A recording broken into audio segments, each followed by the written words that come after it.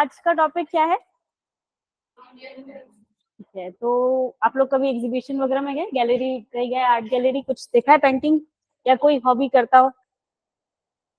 करते? क्या जानते हैं पेंटिंग्स के बारे में? कुछ नहीं, हॉबी ऐसी है ना, कुछ नहीं जानते, कभी भी नहीं? कोई पेंटिंग देखने का मतलब मन नहीं हुआ कि अरे वाह ये पेंटिंग बहुत अच्छी है? पिकासो का नाम सुना है आप लोगों ने? एम एफ हुसैन का नाम सुना है? ये लोग कौन है? पेंटर्स है। तो क्या खास है इनके बात में, क्यों फेमस है इतने? दो लोग को शूट करने जाने दो लोग को छोड़ेगी, दो लोग नीचे अटक जाएंगे। आपका माइक कौन है, या आप जो बोल रहे हैं वो समझ नहीं आ रहा है?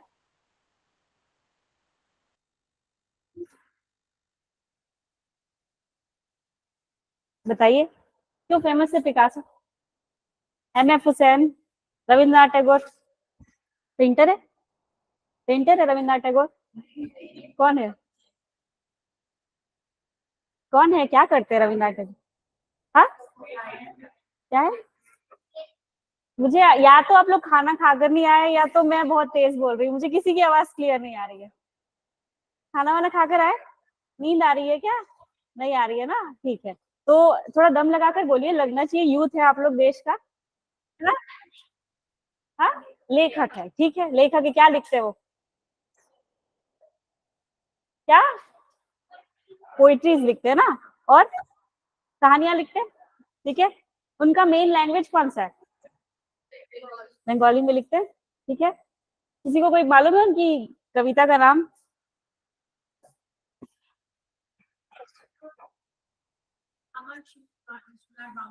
अमर सोनार बांग्ला, जो क्या है? राष्ट्रगान है, ठीक है। और एकला चलो, ठीक है। चलिए हम लोग लिटरेचर में आ गए, वापस पेंटिंग में आते हैं, ठीक है। राजा राम रवि वर्मा का नाम सुना है आप लोगों ने?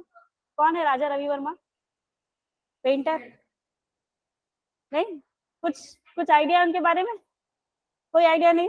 कभी नाम पढ़ा हो कभी बुक्स में, स्कूल में? राजा रवि वर्मा बहुत फेमस क्या है? पेंटर, ठीक है। तो पेंटिंग के बारे में वैसे ऐसे लग रहा है कि आप लोग एकदम ब्लैंक कैनवस है, ठीक है।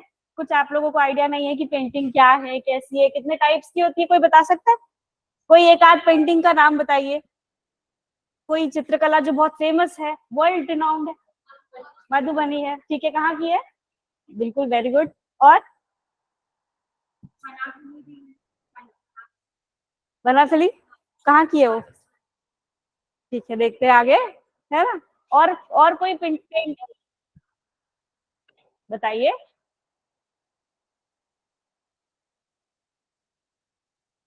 पेंटिंग के बारे में आप लोग क्या समझते, क्या चीज है पेंटिंग, क्यों करते हैं लोग, क्या क्या मजा आता होगा? जबरदस्ती? अच्छा खासा सफेद बैकग्राउंड है, उसको कलर पीला, काला पीला नीला हरा सब कर दिया, क्या फायदा उसका? थॉट्स को एक्सप्रेस करने के लिए, इमोशंस को एक्सप्रेस करने के लिए, ठीक है। तो आपको पता है पुरानी पेंटिंग्स कहाँ तक मिलती है, कहाँ कब से मिल रही है? और उससे पुरानी, उसमें भी पेंटिंग्स मिली है, ठीक है। तो देखिए, पेंटिंग सबसे पहले तो इंसान क्यों करता है? एक तो सबसे पहले कि अपने इमोशंस को, अपनी पर्सनालिटी को एक्सप्रेस करने के लिए, ठीक है, अपनी भावनाओं को व्यक्त करने के लिए इंसान पेंटिंग करता है। और बताइए। हाँ, जो देखता है उसको वो चाहता है कि वो कागज पे उकेर दे, ठीक है, उससे क्या फायदा होगा? हाँ, ठीक है। देखिए, एक तो सबसे पहले इंसान क्या होता है, अपने आप को एक्सप्रेस करता है, अपने आप को अभिव्यक्त करता है पेंटिंग्स के थ्रू, ठीक है।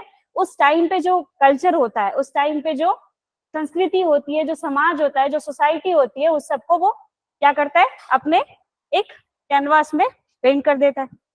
कितने टाइप्स की पेंटिंग होती है पता है आपको? कहाँ कहाँ की जाती है पेंटिंग? वॉल पे की जाती है, और पेपर पे की जाती है, क्लॉथ पे भी करते हैं, ठीक है। तो अभी हम लोग देख रहे हैं कि इंडियन पेंटिंग्स का विकास कैसे होता है, ठीक है, उसकी ग्रोथ कैसे होती है। सबसे पहले हम लोग क्या देखेंगे?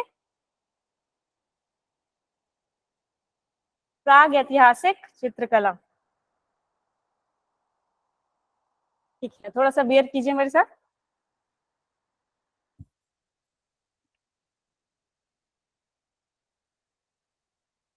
प्राग ऐतिहासिक मतलब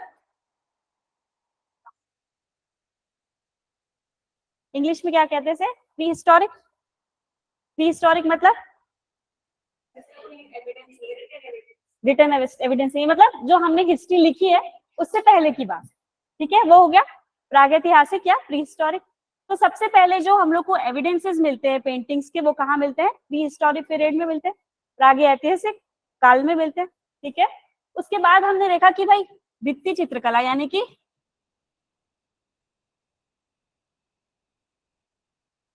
क्या है?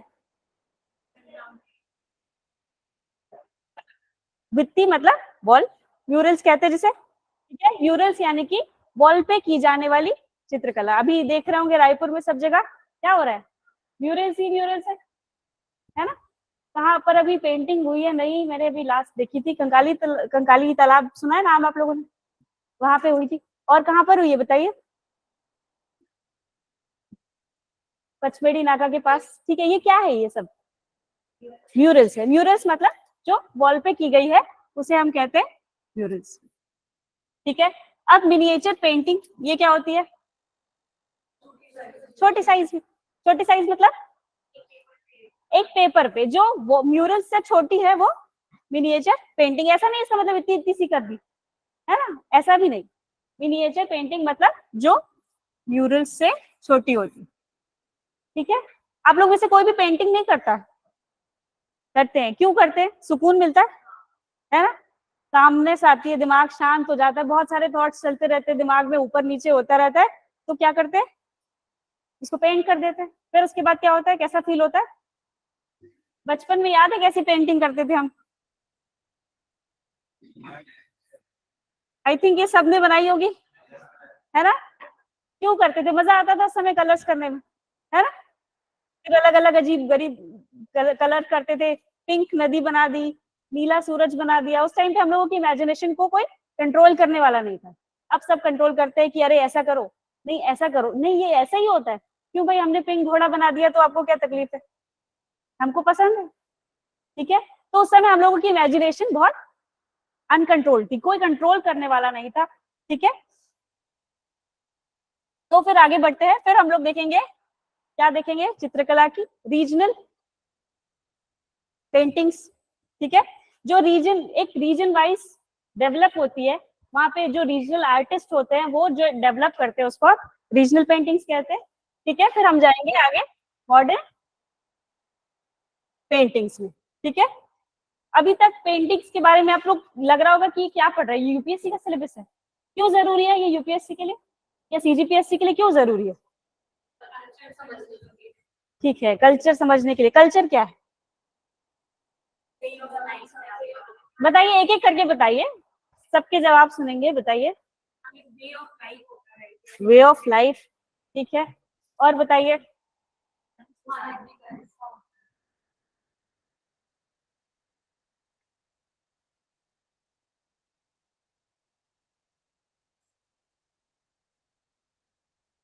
बताइए, बताते जाइए।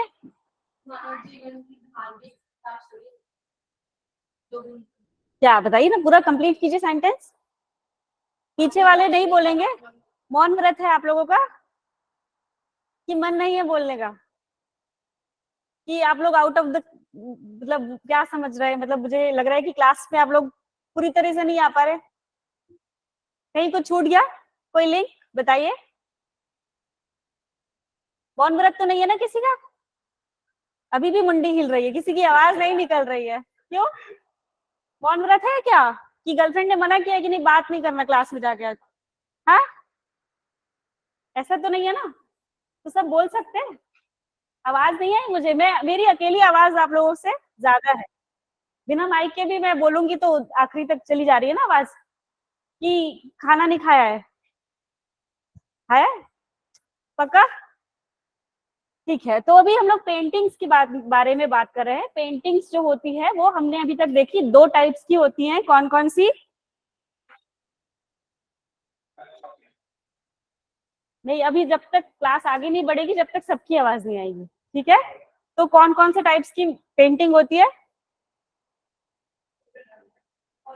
मेरे पास बहुत समय है, कोई टेंशन नहीं, बताइए। अभी भी सबकी आवाज नहीं आ रही है?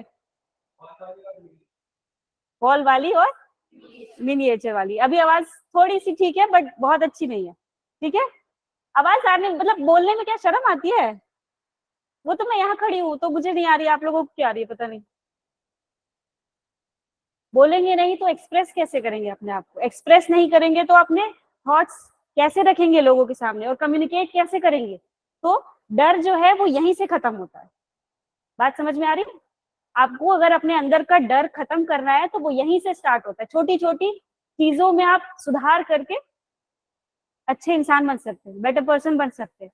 आपको नहीं कह रहे कि भाई रोज एक ही दिन में बोलना शुरू कर दो, बट 1% एट ए टाइम, 1% का सुधार कर सकते हैं कि कल इतना बोला था तो आज थोड़ा ज्यादा बोल लेते हैं, ठीक है। फालतू की बातें करने तो नहीं बोल रही हूँ ना मैं काम की ही बात करने बोल रही हूँ जो आपके काम आएगी, है ना। वेस्ट तो नहीं है ये। यूपीएससी का सिलेबस देखा है ना, ये काम का है कि नहीं है? तो फिर इंटरेस्ट नहीं है क्या? नहीं है? नहीं है, पीछे वालों को तो बिल्कुल नहीं है। ये आगे वाले कंपनसेट कर रहे पीछे वालों के लिए, ठीक है।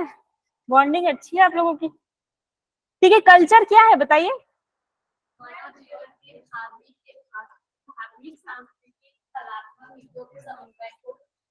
बहुत बढ़िया, बहुत बढ़िया, ठीक है। कल्चर को हिंदी में कहते हैं संस्कृति। संस्कृति का मतलब है एक इंसान के लाइफ में वो सारे एस्पेक्ट्स, वो सारे पहलू जो उसकी लाइफ को इम्पैक्ट करते हैं, प्रभावित करते हैं, ठीक है। तो संस्कृति क्या हुई? एक इंसान की लाइफ में, जैसे आपकी लाइफ, ठीक है, तो आपका जो घर है, आपका जो इन्वायरमेंट है, जो आपका पड़ोस, जो आपकी लैंग्वेज है, जो आपका रिलीजन है, ये सब क्या करता है आपके लाइफ में? इम्पैक्ट करता है, ठीक है। और आप कैसे इंसान बनते हैं ये यहीं से पता चलता है। बात समझ में आई? तो कल्चर का मतलब समझ में आ गया? अगर आपसे कोई कहे कि क्या है कल्चर, तो आप बता पाएंगे? बता पाएंगे? ठीक है। हमेशा ना जरूरी नहीं है कि रटा हुआ ही ज्ञान बताना है, लोग बोर भी हो जाते हैं बुक्स की लैंग्वेज सुन सुन के, आप अपने तरीके से भी बता सकते हैं, ठीक है। तो संस्कृति क्या देखी हमने? एक ऐसा पहलू है संस्कृति, हम ऐसा कह सकते हैं कि एक इंसान, एक व्यक्ति के जीवन में जितने भी एस्पेक्ट्स, जितने भी पहलू उसको प्रभावित करते हैं उसके जीवन को, वो क्या कहलाती है? उसकी संस्कृति कहलाती है, ठीक है। उस समय, उस टाइम पीरियड, ठीक है, उस समय विशेष में, उस टाइम पीरियड में जितनी भी चीजें उसके आसपास हो रही है वो उसकी कल्चर को, उसकी लाइफ को इम्पैक्ट करती है, वो हम उसका कल्चर कह सकते हैं। बात समझ में आ गई?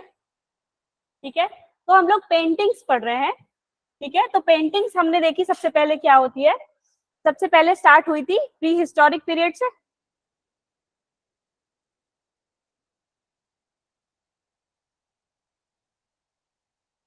ठीक है। प्री हिस्टोरिक पेंटिंग्स, उसमें क्या बनाते थे लोग? कैसे? स्टिक फिगर्स बनाते थे, ठीक है। और एनिमल्स, कौन कौन से एनिमल्स होते थे? Tiger, lion, elephant, rhino. किसी ने डायनासोर बनाया क्या? नहीं बनाया? पक्का नहीं बनाया ना? देखा है बुक्स में ना, सबकी एनसीईआरटी की बुक्स में होगा, है ना। तो वो लोग क्या करते थे, उनकी जो उस टाइम पे टेक्निक थी, जो स्किल थी पेंटिंग की, वो उतनी डेवलप नहीं हुई थी, तो वो क्या करते थे? स्टिक फिगर्स बनाते थे, ऐसी पेंटिंग्स जो बहुत आसानी से बन जाए, क्योंकि उनके पास कोई काम तो होता नहीं था उस टाइम पे, इंस्टाग्राम था नहीं, तो लोगों के पास काफी समय होता था, ठीक है। अब तो लोग बहुत बिजी हो गए, इंस्टाग्राम चलाना होता है 3 घंटे रोज, तो उस टाइम पे खाली होते थे तो सिर्फ खाना खा लिया, फिर उसके बाद खाली हो गए तो क्या करें, चलो पेंटिंग बना लेते। तो जो प्री हिस्टोरिक पेंटिंग्स है उसमें खास बात क्या है कि वो बहुत डिटेल नहीं रहती, क्योंकि उनको नहीं आता ना स्किल, वो धीरे धीरे कोई भी इंसान सीखता जाता है, आगे बढ़ता जाता है, ठीक है। तो उस टाइम पे उनको इतनी पेंटिंग्स नहीं आती थी, तो वो कैसे कलर्स यूज करते थे?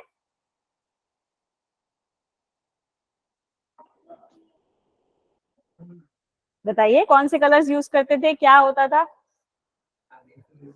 हाँ, पत्ते का, हाँ ठीक है, लीव्स के कलर्स होते थे, फ्रूट्स के कलर्स होते थे, जो भी उनके पास अवेलेबल होता था उन्होंने देखा अच्छा लग रहा है चलो दीवार पे लगा देते। फ्रूट्स देखिए आप लोगों ने, फ्रूट्स मूवी है एक? नहीं, ठीक है देख लीजिएगा जब भी समय मिले तो, ऐसा कोई जरूरी नहीं है सिर्फ बोल दिया तो देखना ही है, आज पहले फ्रूट्स देखेंगे बाद में पढ़ाई करेंगे, ऐसा नहीं है, ठीक है।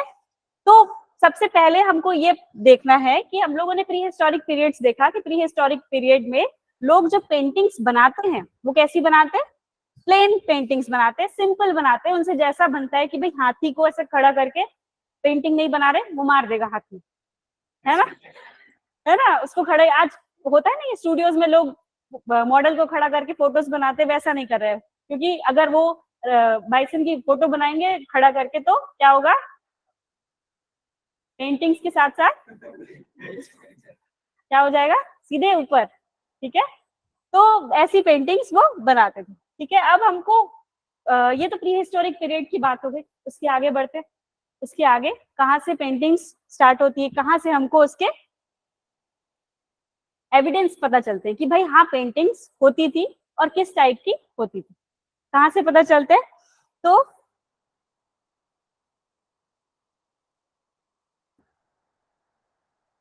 पुराण पता है आप लोगों को क्या होता है, क्या होता है, क्या है,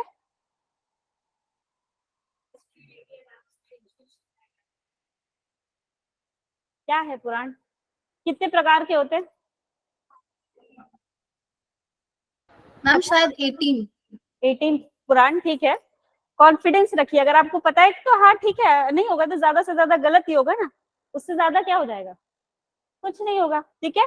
तो क्या मिलते हैं, स्रोत कहाँ से मिलते हैं, यानी कि सबसे पहले हमको कहाँ से पता चला, एविडेंस कहाँ से पता चला कि भाई विष्णु धर्मोत्तर पुराण में भी पेंटिंग्स मिलती है, ठीक है। फिर विशाख दत्त की जो मुद्रा राक्षस बुक उसने लिखी है उसमें भी पेंटिंग्स मिलती है। फिर वात्स्यायन की जो कामसूत्र की जो बुक है उसमें भी हमको पेंटिंग्स देखने को मिलती है, ठीक है। तो ये सबसे अर्लीस्ट एविडेंस है जहां पर पेंटिंग हमको देखने को मिलती है। ऐसा नहीं कि मतलब इसमें खास क्या बात है, पेंटिंग्स तो हो रही है बट उनके रिटर्न एविडेंस की भाई ये पेंटिंग है, बात समझ में आई, नहीं समझ में आई, किसको नहीं समझ में आई, नहीं समझ में आई ना, ठीक है। देखिए पेंटिंग्स मतलब एविडेंस मतलब कि मान लीजिए हमने कुछ भी पेंट कर दिया, कुछ भी लिख दिया, ठीक है, बट हम किसी को नहीं बता रहे कि ये पेंटिंग है, तो कोई लिख देगा कि उन्होंने ये पेंटिंग बनाई, तो वो क्या होगा, उसका रिटन एविडेंस। बात समझ में आ रही है, अब समझ में आई, ठीक है। तो अब देखते हैं कि पेंटिंग्स में इंपॉर्टेंट क्या होता है, पेंटिंग्स में एक्सप्रेस तो करते हैं पर किन एस्पेक्ट्स पे, कौन से पहलुओं पर हम एक्सप्रेस करें, कौन से पहलू को हम बता रहे हैं कि भाई क्या बताना है हमको पेंटिंग, ठीक है। तो इसको कहते हैं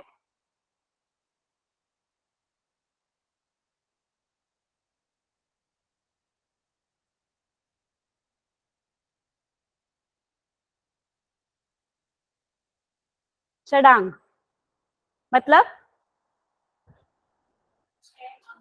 बिल्कुल ठीक बात है ना। तो 6 अंक कौन कौन से हैं, रूपभेद, प्रमाण, भाव, लावण्य योजनक, सादृश्यम और वर्णिका अंक, ये 6 क्या है पेंटिंग के, ठीक है। एक पेंटिंग को अगर आप एक ह्यूमन फॉर्म दे दे तो उसके ये 6 अंग होने जरूरी है। बात समझ में आई, नहीं आई, आ गई, बताइए, डिटेल बताएंगे। पहले ये समझ में आ गया कि अगर आप एक पेंटिंग को एक ह्यूमन फॉर्म में देखें तो उसके 6 पार्ट्स होने जरूरी है, ठीक है। अगर नहीं भी हुए तो ऐसा नहीं कि वो पेंटिंग खारिज हो जाएगी, बट अगर हो तो वो बेस्ट हो। बात समझ में आई, क्लियर हो गया। तो सबसे पहले बात करते हैं रूप भेद की, ठीक है। इंग्लिश ट्रांसलेशन इसका नीचे है, वो उस पर भी बात करेंगे, ठीक है। तो रूप की विविधता, दृश्य प्रस्तुति और प्रकटम, मतलब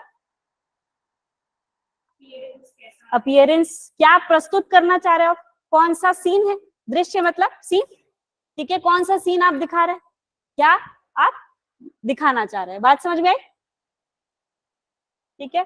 फिर उसके बाद होता है प्रमाण, प्रमाण यानी कि वस्तु या विषय तो उसमें माप का अनुपात, रेशियो होना चाहिए, ठीक है, इतना बड़ा आदमी बना दिया और छोटा सा घर बना दिया, तो ये क्या पेंटिंग रियल लगेगी? नहीं लगेगी। कैसी लगेगी? फेक लगेगी, है ना, क्योंकि रेशियो नहीं होगा उसमें। तो ये जरूरी चीज है कि भाई प्रमाण होना चाहिए, उस पे रेशियो होना चाहिए। ठीक है, मेजरमेंट का रेशियो होना चाहिए कि भाई घर बड़ा होता है, इंसान छोटा होता है, जानवर उससे छोटा होता है। ऐसा नहीं कि भाई इतनी बड़ी बिल्ली बना दी, वो खा जाएगी आदमी को। ठीक है, तो एक रेशियो होना जरूरी है। फिर उस पे आता है भाव, एक्सप्रेशन। क्या एक्सप्रेस करना चाह रहे हो? जो फीलिंग्स है, मान लीजिए कोई कोई गुस्से में है, ठीक है, कोई लड़ाई में जा रहा है, उसकी पेंटिंग बन रही है। ठीक है, वीर राजा महाराजा की पेंटिंग होती है, तो उसमें क्या एक्सप्रेस करते हैं वो? हाँ, फ्राइटनेस। ठीक है, ये क्या मतलब, वो दिखाते हैं फ्राइटनेस नहीं होते, वो करेजियस, ब्राइट, प्राइड, हाँ प्राइड, करेज दिखाते हैं, हिम्मत दिखाते हैं। ठीक है, प्राइड भी दिखाते हैं कि भाई हाँ हमने इतने लोगों को मार दिया, खत्म कर दिया, हमने लड़ाई लड़ ली। ठीक है, तो ये सारी चीजें क्या होती है?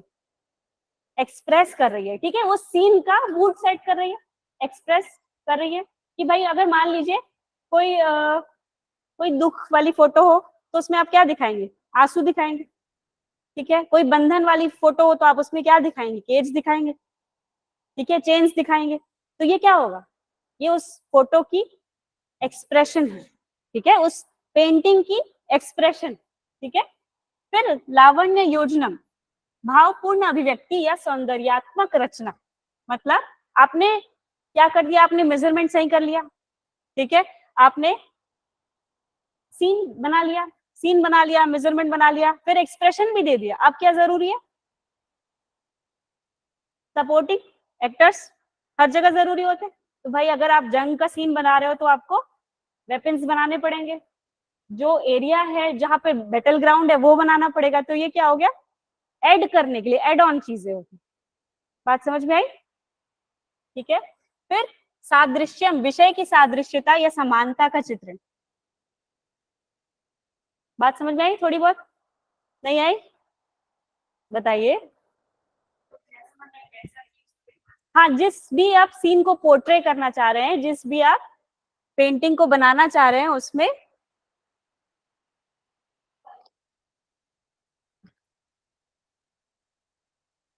मान लीजिए आपने एक सीन बनाया और एक साइड आपने दिन कर दिया और दूसरी साइड आपने रात कर दिया, तो ये क्या इक्वल इक्वल दिखेगा? नहीं दिखेगा ना। आपको एक जैसा बैकग्राउंड बनाना पड़ेगा, चाहे वो सनराइज का हो, चाहे सनसेट का हो, चाहे कोई भी आप बैकग्राउंड बना रहे हो, तो आपको उसको एक इक्वल देना पड़ेगा। कहीं आप कुछ नहीं बना सकते।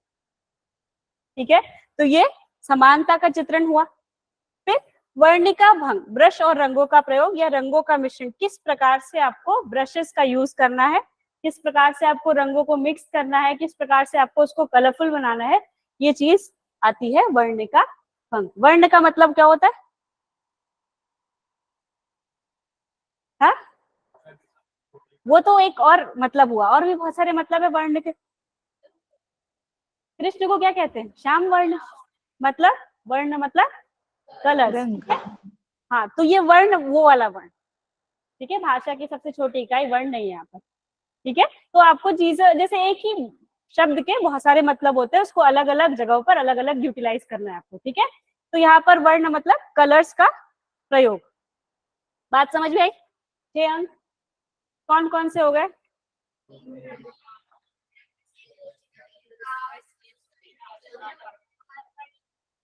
मतलब समझ में आया कि नहीं आया? अभी भी बताइए। अगर किसी को कोई मतलब नहीं समझ में आया तो हम लोग रिपीट करेंगे, कोई प्रॉब्लम नहीं।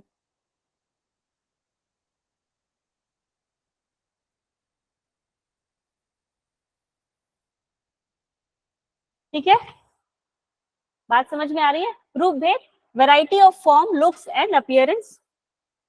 ठीक है, प्रमाण, प्रोपोर्शन ऑफ द ऑब्जेक्ट और सब्जेक्ट और मेजरमेंट। ठीक है, उसका मेजरमेंट होना चाहिए उस हिसाब से। भाव, expressions, creation of lustre and gleam with the colours. फिर लावण्य योजनम, इमर्जन ऑफ इमोशंस और एस्थेटिक कंपोजिशन। बात समझ में आ रही है? फिर सादृश्य, रिजेम्बलेंस ऑफ और portrayal of likeliness of the subject. वर्णिका भंग, use of the brush and colours और मिक्सिंग ऑफ कलर्स। ये क्या है? पेंटिंग्स के 6 अंग है, षडांग। इसको इंग्लिश में भी आप ऐसे लिख सकते हैं, ठीक है।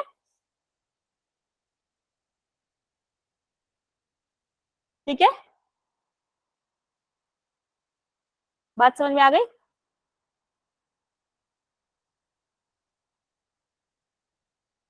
ठीक है, मैथ्स में भी डायग्राम बनाते हैं हम लोग, वो कौन सा डायग्राम होता है, उसको क्या कहते हैं? ग्राफ्स बनाते हैं, उसमें अपन बहुत सारे टाइप्स के बनाते हैं, कौन कौन से? और लाइन ग्राफ, ठीक है। और पेंटिंग्स बनाते हैं तो भी ऐसा बनाते हैं, नहीं बनाते? ये सिर्फ कलर्स ही करते हैं, हमेशा वाटर कलर यूज किया, कौन कौन से कलर्स यूज किए आप लोगों ने, कौन कौन से कलर्स यूज किए? कौन कौन से? तो सभी मतलब वाइड रेंज ऑफ कलर्स, कौन कौन से? वाटर कलर तो हम लोगों का बेसिक था, ठीक है। सबसे पहले मम्मी पापा वाटर कलर ही पकड़ाते हैं, क्योंकि वो कहीं पर निशान नहीं छोड़ते, ठीक है। ऑयल पेंटिंग्स करते हैं, ठीक है, ऑयल कलर्स होते हैं, और एक्रेलिक कलर्स होते हैं, पेंसिल कलर्स होते हैं, वैक्स कलर्स होते हैं, ठीक है। आप लोग सब बचपन भूल गए हैं क्या? मुझे तो लग ही नहीं रहा कि किसी को बचपन याद भी, ऐसा लग रहा है कि कहीं दूसरे टाइम लाइन में आ गए आप लोग। बहुत मार्वल मत देखा करिए, ठीक है। आगे बढ़े, तो ये 6 पार्ट्स ऑफ पेंटिंग हो गई। अब यहाँ पर देखिए 2 टाइप और है, एक है लेप्या चित्रा और एक है लेख्या चित्रा। लेप्या चित्रा मतलब representation of the myths and lores on textiles, मतलब कपड़ों पे, कैनवस पे किस चीज का रिप्रेजेंटेशन? मिथ्स। और लोर्स क्या होता है? लोर्स कहानियां। तो मिथ्स जो है ये क्या है? मिथ्स एंड लोर्स क्या होता है?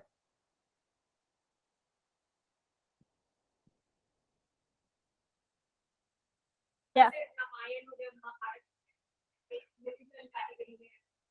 इस पे अब ये डिबेटेबल है, ठीक है, डिबेटेबल है, अभी इस पे नहीं जाएंगे, ठीक है।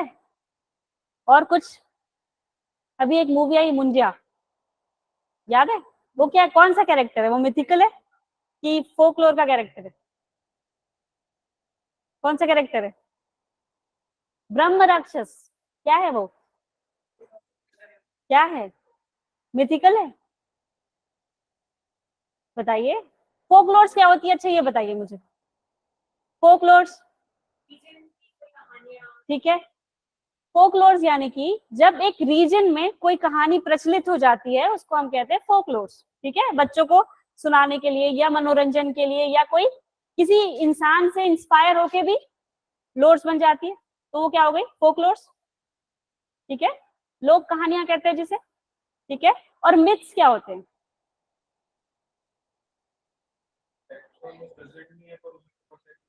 हाँ, वो जो ओरली जो है वो बहुत फेमस है, ओरली फेमस है। जैसे ब्रह्म राक्षस, येती की बात करते हैं, येती क्या है? क्या है? Imaginary creature. लेकिन लोग कहते हैं कि भाई उन्होंने येती देखा है, बट वो कोई प्रूफ नहीं लेकर आया, कोई एविडेंस नहीं है उसका, ठीक है। एविडेंस नहीं है तो हम उसको क्या कहेंगे? मिथ है, ठीक है। येती के बारे में पता है कौन है? बड़ा भालू जैसा, कितने फीट का? आप लोगों को नहीं मजा आता कि ऐसे कुछ पढ़ा तो अरे चलो उसके बारे में सर्च करते हैं? नहीं, इंस्टाग्राम ही चलाते रहते लगता है ज्यादातर लोग, है ना? कितने घंटे का रिकॉर्ड है बताइए? 3 4? नहीं, ईमानदारी से बताइए। 1 1.5 घंटा, वो तो आपके कहने का है, आपने उस पे ऐप में यूसेज का होता है ना टाइम, जरा देखिएगा, ठीक है। तो ये मिथ्स जिसके एविडेंशियरी सपोर्ट नहीं है, जिसके बारे में एविडेंसेस नहीं है, लेकिन लोग कहते हैं कि वो है।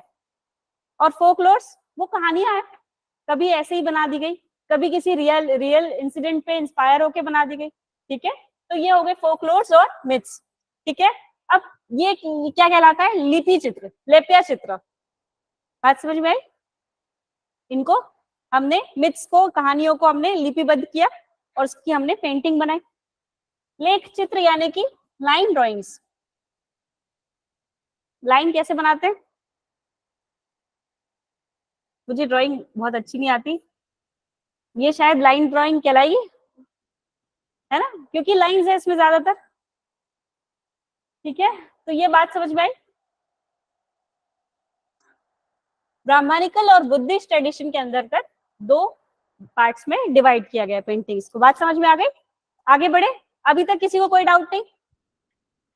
ठीक है, कौन से टॉपिक पे बात कर रहे हैं हम लोग? पेंटिंग। ठीक है, और उसमें हमने क्या क्या देखा अभी तक? 6 अंग होते हैं और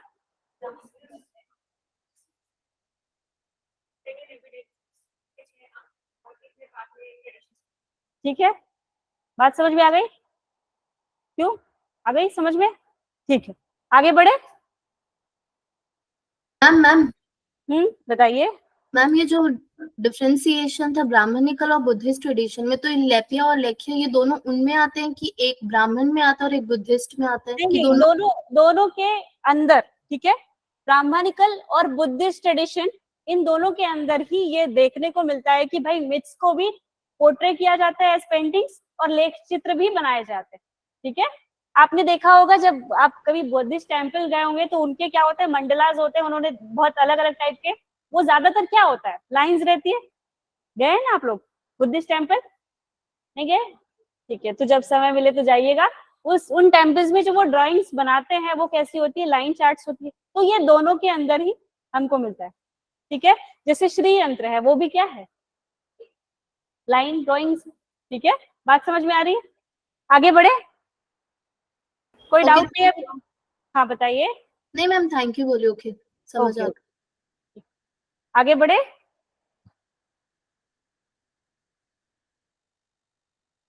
ठीक है, सबसे पहले अब हम देखेंगे प्री हिस्टोरिक पेंटिंग्स।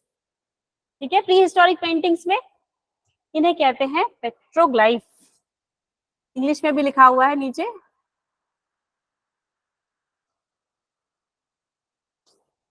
शैलोत्कीर्ण मतलब बाइफरकेट कीजिए इसको, उकेरा गया।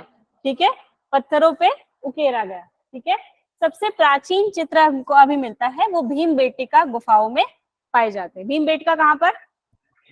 कोई गया है? कोई गया है? नहीं गया? एमपी में है।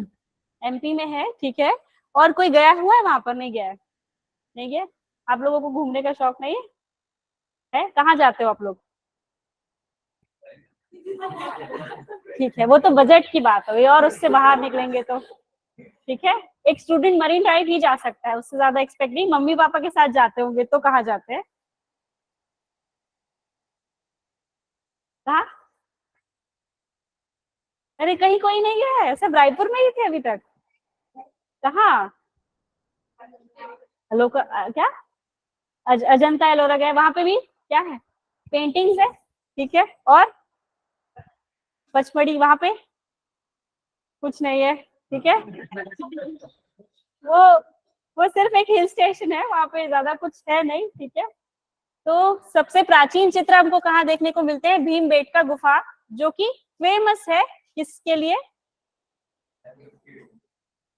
किसके लिए?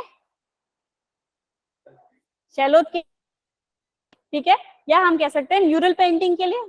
सिंपल, अगर नहीं याद आ रहा है वर्ड तो म्यूरल पेंटिंग। ठीक है, तो यहाँ पर क्या ये चीज यूज करके बनाते हैं? गेरू। गेरू जानते हैं क्या होता है? नहीं जानते? घर में पूजा होती होगी, सबके घर में होती होगी लगभग। ठीक है, तो उसमें एक सब्सटेंस यूज किया जाता है जो ब्राउन कलर का होता है, उसको अगर आप पानी के साथ घोलेंगे तो वो एक पक्का रंग हो जाता है। ठीक है, तो ज्यादातर जो हम घरों में अगर भगवान बनाते हैं, मान लीजिए अगर हमको पेंटिंग करनी है तो उसी की यूज किया जाता है, क्योंकि उसको इंडियन कल्चर में होली कहते हैं। ठीक है, तो गेरू और चूने के पानी को मिला करके उन्होंने यूज किया। बात समझ में आई? ठीक है, घर में आप पूछेंगे अपने घर में जितने भी बड़े लोग हैं उनसे, वो बताएंगे कि क्या चीज है, क्यों यूज करते हैं। ठीक है, आगे बढ़े। फिर खनिज पर आधारित रंग, यानी कि मिनरल्स पे बेस्ड कलर्स। क्योंकि उस टाइम पे ज्यादा उनके पास ऑप्शन नहीं होते थे, ठीक है। उस टाइम पे कलर्स नहीं आए थे, ठीक है। कोई कंपनी भी नहीं थी, नटराज भी नहीं था, डॉम्स भी नहीं था, कोई नहीं था, तो कलर्स कहाँ से लाते बेचारे, खुद ही बनाना पड़ता उनको। तो वो मिनरल बेस्ड कलर्स बनाते थे, ठीक है। जैसे लाल, लाल के लिए क्या यूज करेंगे बताइए? रेड कलर किससे आएगा? क्या चीज लाल होता है? अच्छा, व्हाइट किससे आएगा? ये तो बहुत सिंपल है, चूना, ठीक है। येलो और ग्रीन, गोल्ड। गोल्ड, गोल्ड उनके पास नहीं होता था, इसीलिए वो सुखी थे, ठीक है। जिनके पास गोल्ड है वो सुखी नहीं है। बात समझ में आई? तो गोल्ड नहीं था उस टाइम पे, ग्रीन किससे लाएंगे? लीव्स से, ठीक है। तो डिफरेंट डिफरेंट वेजिटेबल्स को यूज करके, जो भी वेजिटेशन उनके पास यूज होता था उसको यूज करके, जो फ्रूट्स थे, जो मिनरल थे, उनके ऊपर बेस्ड उनके कलर्स होते थे, क्योंकि वो लोग इतने क्या नहीं थे, क्या नहीं थे, स्किल्ड नहीं थे, ठीक है। स्किल्ड नहीं थे, उनके पास इतनी स्किल नहीं है थी, ठीक है। अभी भी यूज होती है जो पेंटिंग्स होती है, जो फोक पेंटिंग्स होती है, उनमें हाथ से बनाया हुआ हैंडमेड कलर्स ही यूज किया जाता है। ऐसी एक कोई पेंटिंग का नाम बता सकते हैं जिसमें अभी भी हैंडमेड कलर्स यूज किए जाते हैं? बस्तर आर्ट। बस्तर आर्ट में आप किस बात की बात करें? बस्तर में बहुत सारे डिफरेंट डिफरेंट टाइप के आर्ट्स है, पेंटिंग्स की बात कर रहे हैं हम लोग, ठीक है। तो बस्तर आर्ट में ढोकरा शिल्प हो गया, इसमें कलर्स का यूज होता है कि नहीं होता है बताइए? वो एक मेटल आर्ट है, ठीक है। तो मेटल में हम ज्यादा कलर्स नहीं करते उस पर। कलर मैं पेंटिंग की बात कर रही हूँ, जो अगर म्यूरल है तो कोई ऐसा पेंटिंग है जिसमें हैंडमेड कलर्स का यूज किया जाता है? नहीं, सर्च करके आइएगा कल, ठीक है। और क्या बनाते थे ये? जानवर बनाते थे, जैसे बाइसन, हाथी, गेंडा और बाघ, ये सारी चीजें बनाते थे, क्योंकि उनके आसपास वही थे। अभी बनाने बोलेंगे तो हम क्या बनाएंगे? डॉग, कैट, है ना, और खरगोश, क्योंकि यही है हमारे आसपास, ठीक है। बात समझ में आई? तो क्या बनाते थे ये? बाइसन, हाथी, गेंडा और बाघ जैसी जानवर बनाते थे। और इनकी जो पोर्ट्रेयल रहता था, इसमें क्या चीज दिखा रहे हैं वो? ज्यादातर क्या दिखा रहे हैं? हंटिंग दिखा रहे हैं, क्योंकि उनका मेन प्रोफेशन ही वही था, उनको काम ही वही था कि भाई वो हंटिंग करेंगे तब उनको खाना मिलेगा, वरना नहीं मिलेगा। तो उनकी सारी जो पिक्चर्स होती थी वो हंटिंग के ऊपर ही बेस्ड होती थी मैक्सिमम। कभी कभार डांस करते हुए बहुत कम दिखते हैं, बट मेनली क्या रहती थी? हंटिंग, क्योंकि उनका मेन काम वही रहता था। आगे बढ़े, ठीक है। मानव आकृतियों के लिए लाल और नर्तकियों के लिए आमतौर पर ग्रीन कलर्स का यूज वो करते थे। बात समझ में आई?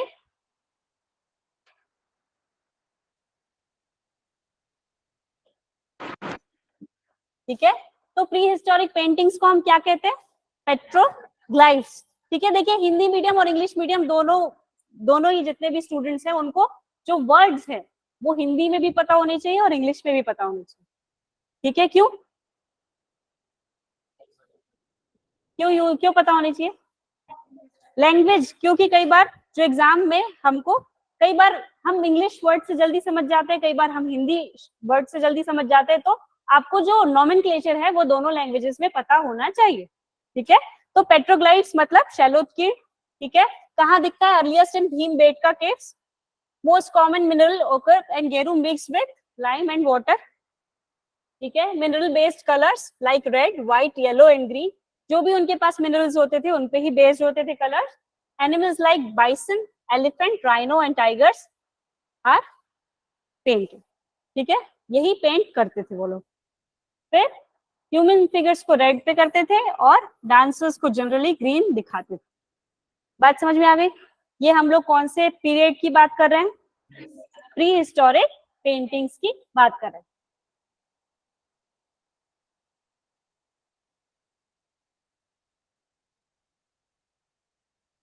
ठीक है। फिर मीसोलिथिक पीरियड पेंटिंग। मीसोलिथिक मतलब, हाँ, मध्य पाषाण काल, इसमें क्या होता है ज्यादातर, बताइए मध्य पाषाण काल क्या होता है? सभी स्कूल पास करके आए, कोई चीटिंग से तो नहीं आया?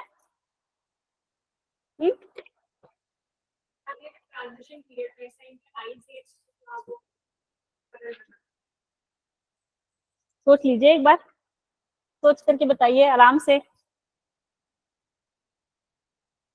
मैम मेसोलिथिक मतलब मीडियम साइज स्टोन और उनपे पेंटिंग करते होंगे तो उस पीरियड को मेसोलिथिक पेंटिंग पीरियड बोलते हैं। नहीं नहीं, मैं मीजोलिथिक पीरियड की बात कर रही हूँ, पेंटिंग की बात अभी नहीं हो रही है। मीजोलिथिक मतलब क्या? Medium size stone. क्या? मीजो मीजो मतलब मीडियम और लिथिक के लिए अपन स्टोन के लिए यूज करते, तो मीडियम साइज स्टोन मिलते थे उनको हम लोग मीजोलिथिक बोलते हैं। Medium stone? नहीं, थोड़ा सा भटक गया, बताइए। ये सब कौन सी क्लास में था पता है आपको? 6th में? कौन सी क्लास में था? 6th में? पक्का श्योर? हमारे अतीत, आपके पास बुक्स अगर सीबीएसई वाले है तो ठीक है। तो मीजोलिथिक मतलब मध्य पाषाण काल, यानी कि ऐसा काल, ऐसा पीरियड जहां पर ह्यूमंस ने पत्थरों को यूज करना सीख लिया था, पत्थरों से वो औजार बनाने लग गए थे, फायर लगाने लग गए थे, तो वो क्या, स्टोन्स को यूज करना सीख गए, ठीक है। तो ये मीजोलिथिक पीरियड होता है। क्या हुआ बताइए, कुछ और ऐड ऑन करना है? नहीं ना, बताइए, समझ में आया? मध्य पाषाण काल क्या होता है, मेसोलिथिक पीरियड क्या होता है? जब ह्यूमंस जो है पहले क्या, पहले यूज करते थे, पत्थर ही यूज करते थे मारने के लिए, ठीक है, बट अब वो पत्थरों को वो वेपन्स का शेप देने लग गए, ठीक है, वो भाला बनाने लग गए थे, काटने के लिए चीजें बनाने लग गए थे, ठीक है, वो बहुत सारी चीजों को डिफरेंटली यूज करने लग गए थे, इसलिए उसको मेसोलिथिक पीरियड कहते हैं, ठीक है। मध्य पाषाण काल यानी कि वो पत्थर का यूज करना सीख गए, स्टोन्स का यूज करना सीख गए, बट नॉट फुली डेवलप्ड, ठीक है। तो यहाँ पर क्या होता है, यहाँ पर क्या खास बात हुई, पेंटिंग्स में साइज ऑफ पेंटिंग्स रिड्यूस, मतलब छोटी हो गई पेंटिंग्स। पहले वो बनाते थे पूरे वॉल, पूरा वॉल, एक व्यक्ति वहां बनाया, एक वहां बनाया, एक वहां बना दिया, जहां जिसको मन आ रहा है वो बनाया, ठीक है, तो बड़ा बनाया। अब उन्होंने क्या किया उसको, क्योंकि पकड़ने की क्षमता भी अच्छी हो गई, ठीक है, पेन पकड़ने की, जो ब्रश पकड़ने की, या हाथ की जो क्षमता है वो अच्छी हो गई, स्किल आ गई, तो स्किल आने के कारण वो एक पेंटिंग को छोटे साइज में भी बना सकते। बात समझ में? क्योंकि पेंटिंग स्किल का काम, अगर आप ब्रश अच्छे से नहीं पकड़ेंगे तो पेंटिंग अच्छी नहीं बनेगी। तो धीरे धीरे जब इंसान डेवलप हुआ, उसने, उनका दिमाग डेवलप हुआ, उन्होंने सीखा बहुत सारी चीजों को, तो वो क्या करने लगे, उनकी जो पेंटिंग्स की साइज है वो रिड्यूस होने लगी। मोर यूज ऑफ रेड कलर, ठीक है। अब थीम्स भी बढ़ गई, पहले कौन सी थीम होती थी ज्यादातर, हंटिंग, ठीक है, अब और भी दूसरी थीम्स होने लगी। अब वो डांस भी पोर्ट्रे करने लगे, क्योंकि वो रात में एंजॉय करने के लिए डांस करते थे, ठीक है। तो ये बात हुई।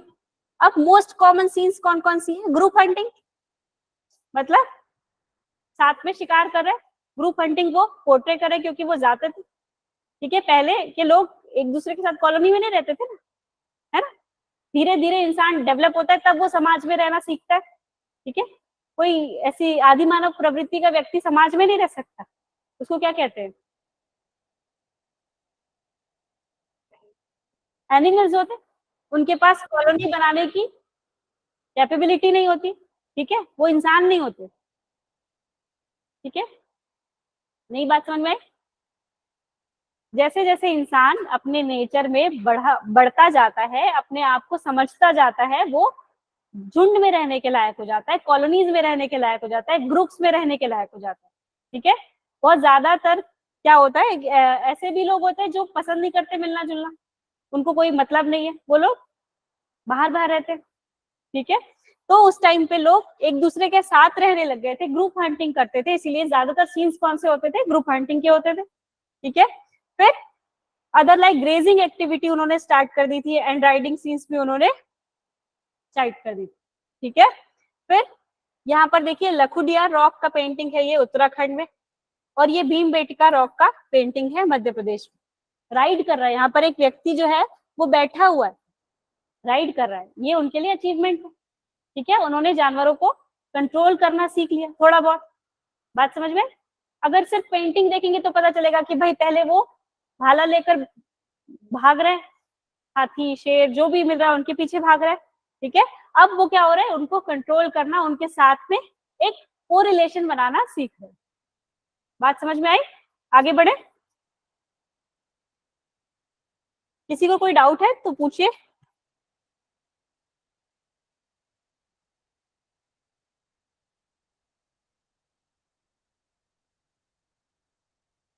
ठीक है, इसमें क्या हुआ, चित्रों का आकार रिड्यूस हो गया, घट गया, लाल रंग का यूज अधिक हो गया। ठीक है, चित्रों के विषयों में यानी कि थीम्स में इंक्रीज हुआ। ठीक है, और डिफरेंट डिफरेंट टाइप्स के थीम्स बनाने लग गए। ठीक है, नेक्स्ट हुआ फिर ग्रुप हंटिंग के ज्यादातर सीन्स मिलते हैं, सामूहिक शिकार के सीन्स मिलते हैं। ठीक है, और चराई गतिविधि और सवारी के दृश्य भी हमको देखने को मिलते हैं, यानी कि चराई मतलब ग्रेज कराना, जो अपने पालतू एनिमल है उनको चरने के लिए छोड़ देना, उसके भी सीन्स दिखते हैं, राइडिंग के भी सीन्स दिखते हैं। ठीक है, तो ऐसा ही एक पिक्चर यहाँ पर है। ठीक है, ये क्या है, क्या कर रहे हैं ये लोग? ग्रुप हंटिंग है। ठीक है, एक नहीं बहुत सारे लोग मिलके शिकार कर रहे हैं। क्या करेंगे फिर? ठीक है, बात समझ में आई? ये कौन सा पीरियड हो गया? ठीक है, नेक्स्ट आता है ताम्र पाषाण कालीन चित्रकला, तो क्या बोलते हैं इंग्लिश में? Chalcolithic period, chalcolithic. है, अगर प्रोनाउंसिएशन ये देख लीजिए। ठीक है, स्पेलिंग देख लीजिए। ठीक है, कोई डाउट अभी तक नहीं? पेंटिंग्स पढ़ रहे हैं हम लोग, बोर लग रहा है? लग रहा है किसी को तो लग रहा होगा।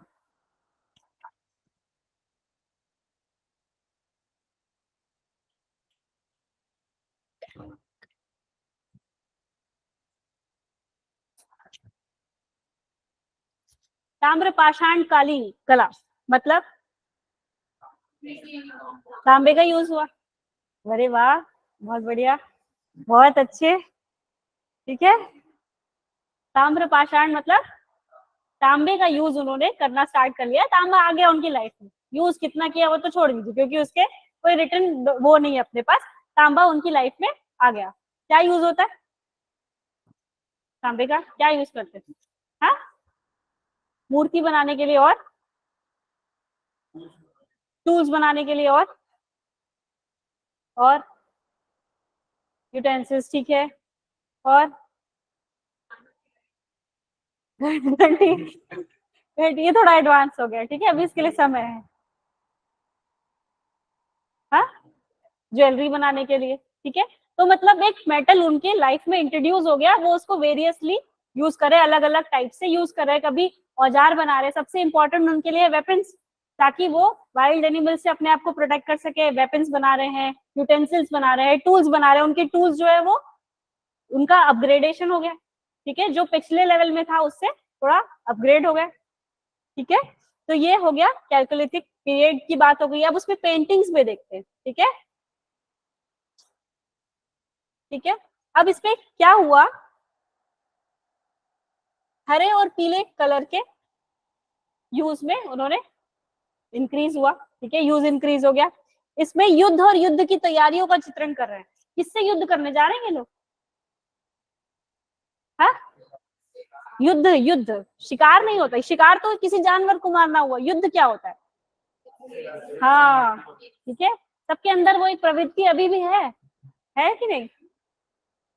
है ना, पड़ोस पड़ोस की बात होती है, कौन थे को तुम्हारा, चल बताते हैं, सवाल है ना? नहीं होता है? मेरे भाई को किसने हाथ लगाया, है ना, मेरी बहन को किसने मारा, वैसा होता नहीं है। तो क्या है ये, युद्ध ही तो है एक तरह का, इंडिविजुअल लेवल पे। ये लोग किससे कर रहे हैं? कबीलों से, ट्राइब से। ठीक है, अब क्या हुआ, लोग जब ग्रुप्स में रहने लग गए तो ऐसे अलग अलग ग्रुप्स डेवलप होने लगे, सारे लोग तो एक ही ग्रुप में नहीं आ सकते ना, डिफरेंट ग्रुप्स होंगे। अब डिफरेंट ग्रुप्स के बीच में क्लैशेस भी होंगे, तो क्लैशेस होंगे तो लड़ाई होगी। तो क्या देखने को मिल रहा है कि भाई युद्ध हो रहा है, युद्ध की तैयारियों का हमको पिक्चराइजेशन वहां पर दिख रहा है। ठीक है, अब इसमें एक और बात, युद्ध हो रहा है तो घोड़े और हाथी का यूज भी करने लगे वो। ठीक है, एज अ, बताइए किसके किसके तौर पे यूज करने लगे? युद्ध में सवारी करने के लिए, ठीक है, राइड करने के लिए, ठीक है, एडवांसमेंट लेने के लिए, है ना। तो ये भी दिखते। फिर सर्पिल, समचतुर्भुज और वृत्त जैसी जटिल ज्यामितीय आकृतियों की चित्रकला। इसमें से कौन सा शब्द नहीं समझ में आया? एक भी नहीं आया। सर्पिल मतलब क्या होता है? सर्पिल मतलब स्पाइरल। ये क्या हुआ? स्पाइरल हो गया, समझ में आ गया। सर्पिल, समचतुर्भुज,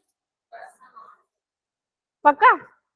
ठीक है, समचतुर्भुज मतलब, मेरी ड्राइंग अच्छी नहीं है, ठीक है, समझ जाइए। फिर ये वृत्त, सर्कल, बात समझ में आ गई। ठीक है, तो ऐसी जटिल ज्योमेट्रिक शेप्स का वो यूज करने लगे। बात समझ में आ गई, क्लियर हो गया। तो इसका मतलब क्या हुआ? ह्यूमन क्या हो रहा है?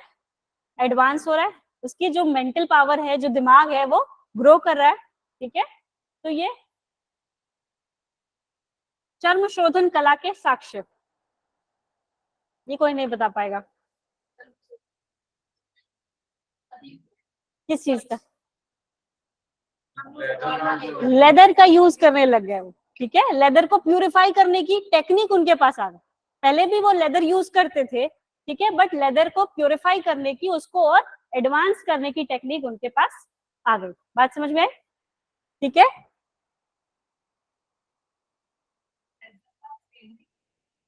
नहीं नहीं, पेंटिंग उसको वो एक आर्ट के रूप में देखिए, उसको एक आर्ट के जैसे उन्होंने डेवलप कर लिया।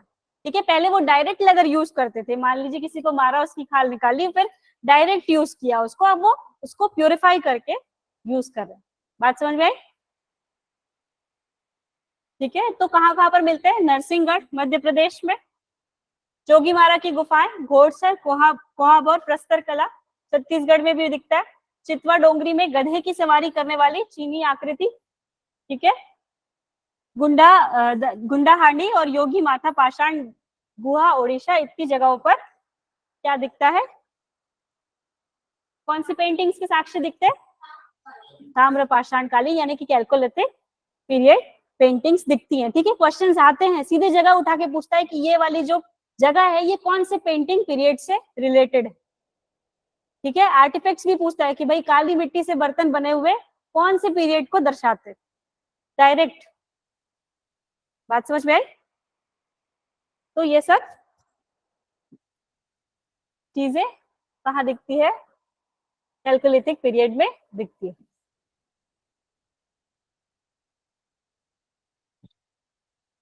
ठीक है, rise in use of green and yellow colour, depiction of battle grounds and prepared, उनकी प्रीपेयर्डनेस।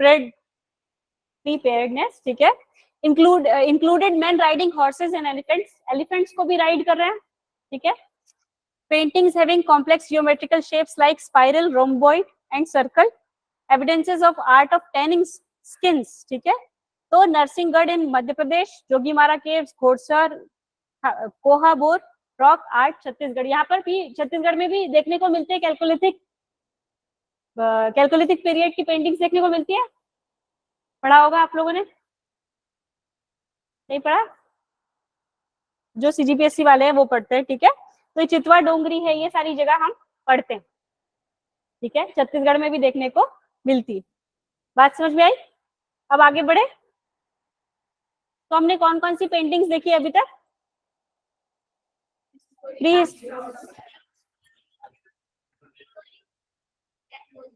ठीक है, 3 टाइम लाइन्स हमने देखी। ठीक है, अब आगे बढ़ते हैं थोड़ा एडवांस लेवल पे। ठीक है, क्लासिफिकेशन ऑफ इंडियन पेंटिंग्स। अगर हम इंडियन पेंटिंग्स को क्लासिफाई करना चाहे तो 2 तरीकों में कैसे करेंगे? एक म्यूरल पेंटिंग्स और एक मिनिएचर पेंटिंग्स। क्या डिफरेंस होता है इसमें?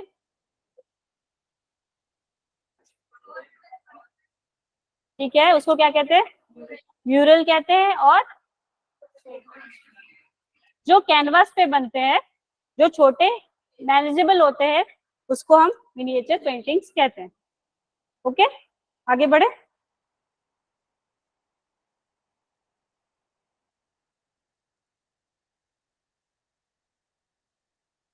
ठीक है, तो सबसे पहले हम म्यूरल देखेंगे। उसमें सबसे पहला इंपॉर्टेंट नाम आता है अजंता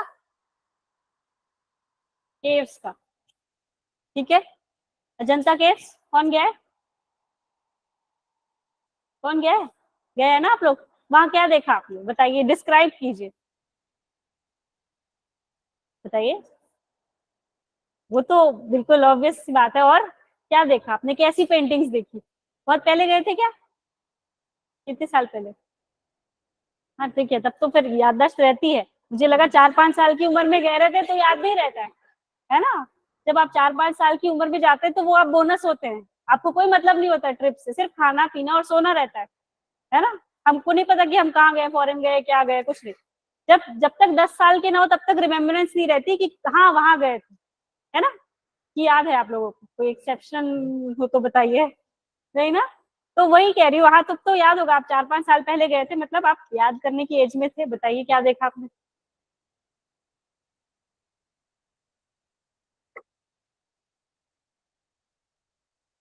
बताइए क्या देखा, कैसी थी गुफा, कैसी, अंधेरा था, कितना अंधेरा था, तो पेंटिंग्स दिख रही थी।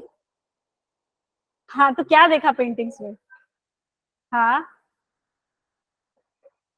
स्कल्पचर्स भी थे। ठीक है, स्कल्पचर्स मतलब मूर्तियां। ठीक है, स्कल्पचर्स मतलब आपने किसी इंसान की मूर्ति बनाई, किसी इंसान को आपने स्कल्प कर दिया, वो स्कल्पचर हो गया। ठीक है, जो 3D में हो। म्यूरल 2D होता है, ठीक है, 2 डायमेंशन।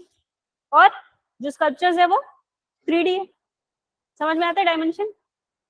ठीक है, तो जो अजंता केव्स है बहुत फेमस है, देश विदेश से लोग देखने के लिए आते हैं, फॉरेन से भी आते हैं। ठीक है, तो सबसे पुरानी सुरक्षित भित्ति चित्रों में से, मतलब जो अभी तक सरवाइव हो पाई है, जिन्हें प्रोटेक्ट किया जा सका है, सबसे ओल्डेस्ट में एक आता है अजंता गुफा पेंटिंग्स का नाम। ठीक है, अजंता केव की जो पेंटिंग्स है वो ओल्डेस्ट सर्वाइविंग पेंटिंग्स। बात समझ में आए। ठीक है, तो ये कब बनी थी, 2री शताब्दी ईसा पूर्व, मतलब इसका फुल फॉर्म बिफोर क्राइस्ट। ठीक है, तो 2री शताब्दी ईसा पूर्व से लेकर 5वीं-6वीं शताब्दी ईसवी तक,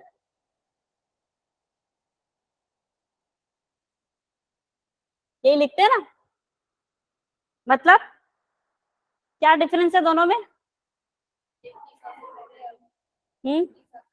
एक क्राइस्ट के पहले, बिफोर क्राइस्ट, बीसी का फुल फॉर्म ही है बिफोर क्राइस्ट। ठीक है, और 5वीं-6वीं शताब्दी ईसवी मतलब बिफोर कॉमन एरा। ठीक है, एडी एनो डोमिनिया। ठीक है, तो ये सबसे पुरानी चित्र है, मतलब सोचिए कितने साल हो गए, काउंट कीजिए जरा। 2000 साल, तो कितने साल, 2200 साल, है ना, 2200 साल हो गए। क्लियर है, इतना डाउट क्या है, बहुत डाउट है, नहीं है ना इसमें डाउट। ठीक है, तो 2200 साल पहले की जो पेंटिंग्स है ये अभी तक बची हुई है। ठीक है, उन पेंटिंग्स ने क्या क्या इंसिडेंट्स होते देखे होंगे, ये सोचिए। जब भी मैं पुराने किसी हवेली या महल में जाती हूँ तो मुझे लगता है कि अरे इन जो दीवारों ने क्या क्या इंसिडेंट्स विटनेस किए होंगे, कैसी कैसी चीजें विटनेस की होंगी। ठीक है, जो कॉन्स्पिरेसीज होती है, जो महलों की जो पॉलिटिक्स होती है, वो क्या क्या उन्होंने विटनेस किया होगा, इनको सब पता होगा। ठीक है, जो हीरो और जो विलन होता है उनको छोड़ के बाकी इनको सब पता होता है। ये मेरा थॉट प्रोसेस है। ठीक है, तो सबसे पुराने सर्वाइविंग वॉल म्यूरल्स में एक है अजंता, महाराष्ट्र में है ये। ठीक है, मौर्य, गुप्त और शुंग काल से संबंधित कुल 29 केव्स हैं यहाँ पर। बात समझ में, 29 डिफरेंट केव्स है, और इन गुफाओं में घोड़े की नाल के आकार में उकेरी गई। घोड़े की नाल कैसी होती है, यू शेप में ये होती है, क्यों लगाते हैं ये?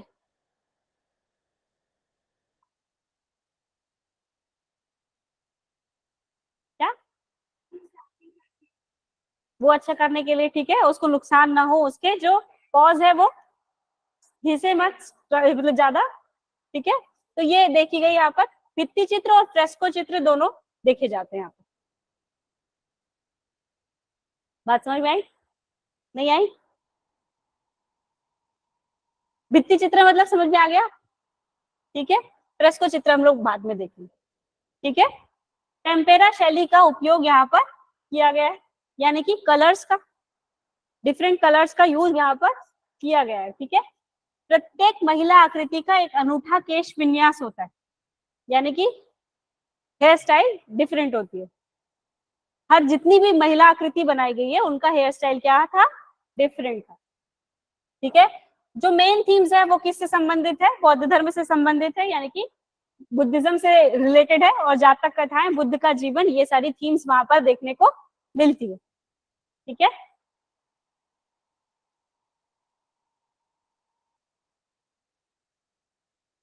ठीक है, तो कौन कौन से इंपॉर्टेंट इमेजेस है वहां पर, पेंटिंग्स है? बोधिसत्व, पद्मपाणि, पद्मपाणि, अवलोकितेश्वर, वज्रपाणि, मंजूश्री, जातक कथाओं के दृश्य, गुफा संख्या 16 में मरणासन्न राजकुमारी और अप्सरा, ये सारे क्या हैं?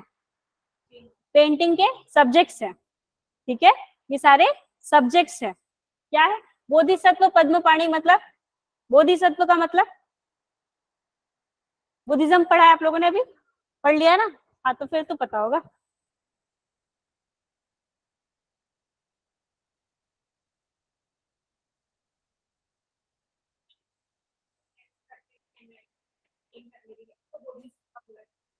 ठीक है, बिल्कुल सही है, ठीक है। तो ये बुद्धिज्म से रिलेटेड पेंटिंग्स वहां पर हमको देखने को मिलती है, कौन से केव्स में? अजंता केव्स में। और अजंता केव सिर्फ एक केव नहीं है, अजंता केव ग्रुप ऑफ केव्स है, वहां पे अलग अलग डिफरेंट डिफरेंट केव्स है, वहां पर अलग अलग पेंटिंग्स की गई। बात समझ में आई? ठीक है, ठीक है। Ajanta caves one of the oldest surviving murals, 2nd century BC to 5 to 6 century AD, इस टाइम पे बनाई गई, मतलब 500 साल के टाइम पीरियड में बनाई गई, 500 से 700 साल के टाइम पीरियड। बात समझ में आई कैसे हुए? किसी को कैलकुलेशन में कोई गड़बड़? ठीक है, तो 5 to 6 सेंचुरी AD के बीच में बनाई गई है। टोटल 29 केव्स है, carved in horseshoe shape, belonging to Maurya, Gupta and Shunga period. इन पीरियड्स में उन सबको बनाया गया, एक टाइम पे तो नहीं बना होगा, एक ही दिन में वैसे तो नहीं कि बना दिया, धीरे धीरे धीरे धीरे करके वो केव्स डेवलप हुई। केव्स बनाना आसान काम नहीं है, और जब आपके पास टूल्स ना हो, स्किल्स ना हो, तब और समय लगता है। तो धीरे धीरे एक एक पीरियड में ये सब बनती गई। फिर both murals and fresco paintings के यहाँ पर एविडेंसेस मिलते हैं, ठीक है। Use of tempera style, use of pigments, pigments क्या होते हैं? कलर्स ही होते हैं, ठीक है। पिगमेंट्स यानी कि कलर्स के ड्राई फॉर्म होता है, जिसको आप पानी में किसी चीज में घोलोगे तो वो कलर्स हो जाते हैं, ठीक है। तो पिगमेंट्स का यूज कर रहे हैं, जैसे आप गुलाल को घोलेंगे तो वो कलर हो जाएगा, तो रोली को घोलते हैं तो कलर हो जाता है, चंदन घोलते हैं तो कलर हो जाता है, ठीक है। तो ये पिगमेंट्स यूज करते थे। Each female figure has unique hair style, हर किसी को अलग अलग हेयर स्टाइल दिया। बात समझ में आ रही है? उस टाइम पे, जब, कितना टाइम पहले? 1500 साल पहले, 5 to 6 सेंचुरी, 500 कितने साल पहले बताइए? मेरी कैलकुलेशन खराब हो सकती है, कोई कोई गलत बात नहीं है इस पे, बताइए। उस समय मेरा कहने का मतलब ये है कि उस समय जो महिलाएं थी वो भी हेयर स्टाइल्स रखती थी, उन्हीं को तो देख के पेंटिंग बनाई होगी ना, कि किसी की इमेजिनेशन में आई कि इनके बाल ऐसे मोड़ देते हैं नहीं आई होगी ना, वो किसी ने देखा होगा, तभी उनके इमेजिनेशन मतलब इंस्पायर हुए वो, ठीक है। तो each female figure has unique hair style, major themes are related to Buddhism. Jataka story, Jataka कथाएं क्या होती है बताइए? हम गौतम बुद्ध के मतलब ह्यूमन और एनिमल फॉर्म में उनके प्री बर्थ के बारे में स्टोरीज हैं। ठीक है, जातक कथाएं मतलब बुद्ध से रिलेटेड जितनी भी कथाएं होती हैं, ठीक है, चाहे चाहे उनकी टीचिंग्स हो, चाहे उनकी लाइफ स्टोरीज हो, ठीक है, ये सब उसमें आ जाता है। ठीक है, तो लाइफ ऑफ बुद्धा ये सब दिखता है। The outline of the figures is in red occur गेरू से किया हुआ। ठीक है, इंपॉर्टेंट पेंटिंग्स कौन कौन सी, पद्म पानी, अवलोकितेश्वर, ठीक है, Vajrapani, Manjushri, scenes from the Jataka stories, dying princess in cave number 16, apsara, ये सारी पेंटिंग्स जो है वहां पर सिग्निफिकेंट है। ठीक है, अगर जाएं अगली बार तो गाइड को बताने की जरूरत नहीं पड़नी चाहिए कि कहाँ क्या देखना है। ठीक है, आप ही बताने लग जाइए। ठीक है, पैसे भी कमा सकते हैं आप। ठीक है, तो नॉलेज हर जगह यूज करनी चाहिए। बात समझ गए? ठीक है, बाहर के लोगों को नहीं तो घर के लोगों को तो बता सकते हैं कम से कम। ठीक है, तो ये हमने देखा अजंता केव्स। अब नेक्स्ट देखेंगे एलोरा केव्स। ठीक है, एलोरा केव्स भी वैसे ही केव्स का एक क्या है, सेट है, रूप से। ठीक है, इसमें 5 गुफाओं में पेंटिंग्स मिलती है। कैलाशनाथ मंदिर के डिफरेंट पार्ट्स में छत पर चित्रों के अवशेष मिले, यानी कि रिमेन्स मिले उसके। ठीक है, बचा हुआ जो भी है वो मिला है। कैलाशनाथ मंदिर के छतों पर जो है पेंटिंग के रिमेन्स मिले हैं, मतलब अभी वो पेंटिंग्स खत्म हो चुकी है बट वहां पर एक टाइम पे थी। ठीक है, फिर आयताकार फलक के साथ मोटे किनारों वाले चित्र, यानी कि बॉर्डर्स, रेक्टेंगल पिक्चर होगी उसमें बॉर्डर्स होंगे। ठीक है, सिर के पास तीव्र मोड़, भुजाओं के चित्रीय कोणीय मोड़, निकट अंगों के अवतल वक्र, नुकीली प्रक्षेपित नाक और लंबी चित्रित खुली आंखें। बाहर निकल गया, सर से बाहर निकल गया ना।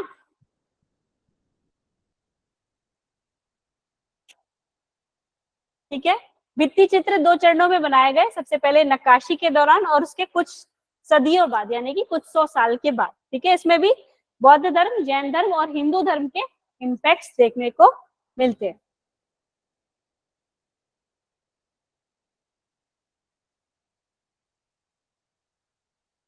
ठीक है, एलोरा केव्स ये भी कहाँ पर है, महाराष्ट्र में है। अजंता एलोरा एक साथ ही आती, जुड़वा बहनों जैसे। ठीक है, तो mainly found in 5 caves. Paintings जो है वो 5 केव्स में पाई जाती है, ऐसा नहीं कि 5 केव्स है। ठीक है, कितनी कितनी केव्स है, कितनी है पक्का? एलोरा में कि अजंता में? और एलोरा में 5 है। यहाँ पर ये सिर्फ ये बता रहा है कि 5 केव्स में पेंटिंग्स मिलती है, बाकी बताइए।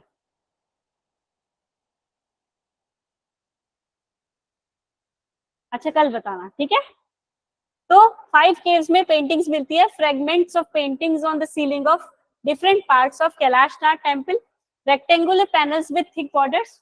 ठीक है, sharp twist of the head, मतलब जब सर बनाया तो उसको शार्प एक ट्विस्ट दिया। और painted angular bands of the arm, मतलब हाथ को मोड़ रहे हैं, आम हाथों को मोड़ रहे हैं ना, तब वहां पर बेंड किया, मोड़ा, ऐसे खड़ा नहीं बनाया, उसको मोड़ दिया। ठीक है, फिर concave curve of the close limbs.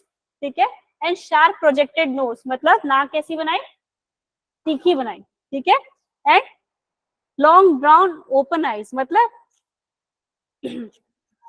आंखें कैसी बनाई, बड़ी लंबी खिंची हुई खुली हुई आंखें में। ठीक है, बंद आंखें नहीं बनाई, बंद आंखें ऐसे बना सकते हैं, खुली आंखें ऐसे बनानी पड़ेगी। ठीक है, ठीक है, ऐसी बनानी पड़ेगी। तो खुली हुई आंखें बनाई उन्होंने। ठीक है, 2 फेजेस में यहाँ पे भी म्यूरल्स डन हुए थे एलोरा में। पहला फेज कब, जब केव्स बनाई गई, और दूसरा फेज कब आया, जब कुछ सालों बाद, कुछ 100 साल के बाद फिर से वहां पर पेंटिंग्स बनाई गई। ठीक है, all 3 religions, Buddhism, Jainism and Hinduism के एविडेंसेस वहां पर मिलते हैं, यानी कि पेंटिंग्स में उनका इम्पैक्ट देखने को मिलता है। जब हम कहते हैं कि किसी रिलीजन का पेंटिंग में इम्पैक्ट दिखता है तो उसका मतलब क्या हुआ?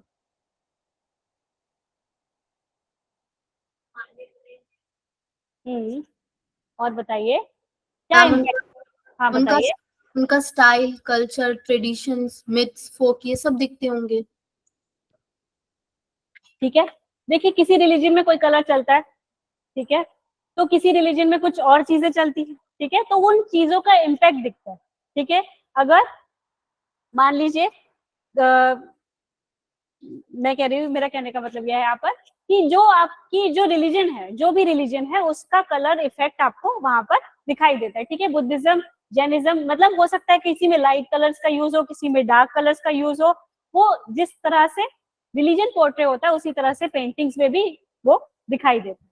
बात समझ में आई? ठीक है, और कैसे इम्पैक्ट करता है, ये तो कलर्स की बात हो गई।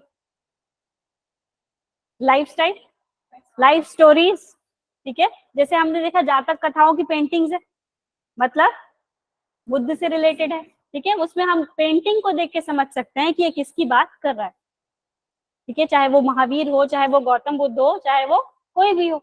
अगर यज्ञ हो रहा है तो हमको पता चल जाएगा ये कौन से रिलीजन से रिलेटेड है, कौन से रिलीजन से, हिंदू धर्म से हो गया, ठीक है। अगर ट्री है तो वो ट्री ट्री बुद्ध धर्म में ट्री का बहुत महत्व है, ठीक है, वहां पे ट्री को बहुत वो दिया जाता है ना, हर कह सकते हैं गौतम बुद्ध के हर जीवन को एक चीज से डिपिक्ट किया जाता है, जो भी उनके लाइफ में जितने भी इंसिडेंसेस हुए, जितने भी मेन इवेंट्स हुए, उनको हर किसी न किसी चीज से डिपिक्ट किया जाता है, ठीक है, किसी न किसी चीज से दर्शाया जाता है, ठीक है। उनके मोक्ष को जब जब उनको बोध आया था, जब उनको इनलाइटमेंट मिली थी, तब वो किस चीज से डिपेक्ट करते, ट्री से, ठीक है, क्योंकि वो ट्री के नीचे ही बैठे थे उस टाइम पे।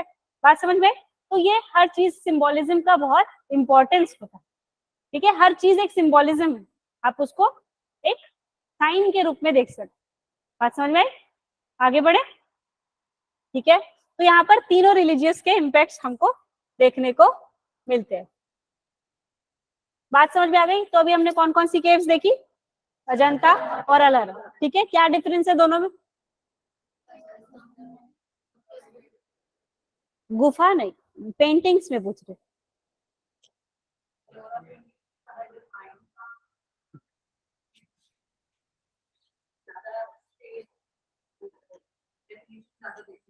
ठीक है, उतना नहीं था, ठीक है, जैसे bent sharp nose, bent elbows, ठीक है, ये सब किसमें देखने को मिलता है? एलोरा में भी, ठीक है। बात समझ में आ गई? आगे बढ़े, किसी को कोई डाउट? ठीक है, मेजर थीम्स कौन कौन सी अजंता में कौन सी देखने को मिलती है मेजर थीम्स? बुद्धिज्म, ठीक है, और एलोरा में तीनों देखने को मिलती है, ठीक है, ठीक है। फिर है बाघ गुफा चित्रकला, बाघ केव पेंटिंग्स, ये कहाँ पर है? मध्य प्रदेश में है बाघ केव, ठीक है। यहाँ पर अजंता शैली का इसको क्या कहा है? विस्तार कहा है, ठीक है। डिजाइन, निष्पादन और सजावट के मामले में समान है।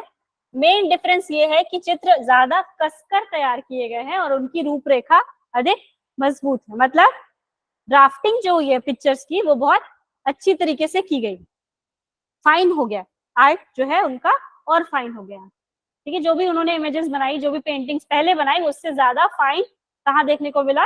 बाघ केव्स में देखने को मिला, ठीक है। ये कहाँ पर है? मध्य प्रदेश, ठीक है। यहाँ पर 4th नंबर की जो केव्स है उसको रंग महल के नाम से जाना जाता है। ये चित्र प्रकृति में अधिक लौकिक है। अलौकिक और लौकिक दो शब्द होते हैं, मतलब लौकिक मतलब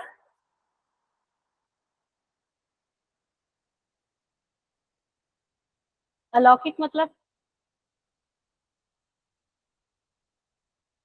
नहीं, कोई आइडिया नहीं सुना है पहले ये वर्ड?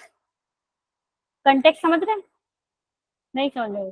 नहीं समझ रहे, ठीक है। लौकिक मीन्स जो इस लोक का है, ठीक है, अलग अलग लोक होते हैं, तो जो इस लोक का है वो लौकिक हो गया, और जो इस लोक से बाहर, लोक मतलब प्लैनेट अर्थ, बताइए, मतलब जो प्रेजेंट है वो लौकिक है, जो प्रेजेंट नहीं है, जो दिखता नहीं है आंख से, वो क्या है? अलौकिक। बात समझ में आ गई? जो हमारे आंखों के सामने हमको दिख रहा है वो इस धरती का है, और जो नहीं दिख रहा है वो अलौकिक है, ठीक है।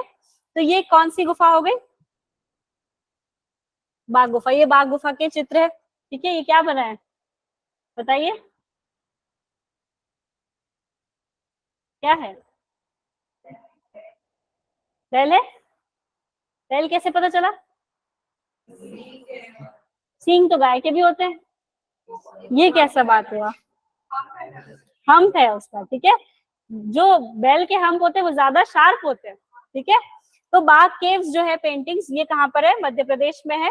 इसमें क्या देखेंगे? Extension of Ajanta school. Ajanta school की जो पेंटिंग्स है वो उसको ही यहाँ पर एक्सटेंड किया गया है। Similar in terms of design, execution and decoration, but major differences is that figures are more tightly modelled and have stronger outline, ठीक है। जो ड्राफ्ट बनाई गई वो ज्यादा अच्छी थी, जो आउटलाइन की गई वो ज्यादा सुंदर, ठीक है। फोर्थ नंबर केव में को क्या किस नाम से जाना जाता है? रंग महल नाम से जाना जाता है, ठीक है। ठीक है, आगे बढ़े, बात समझ में आ गई?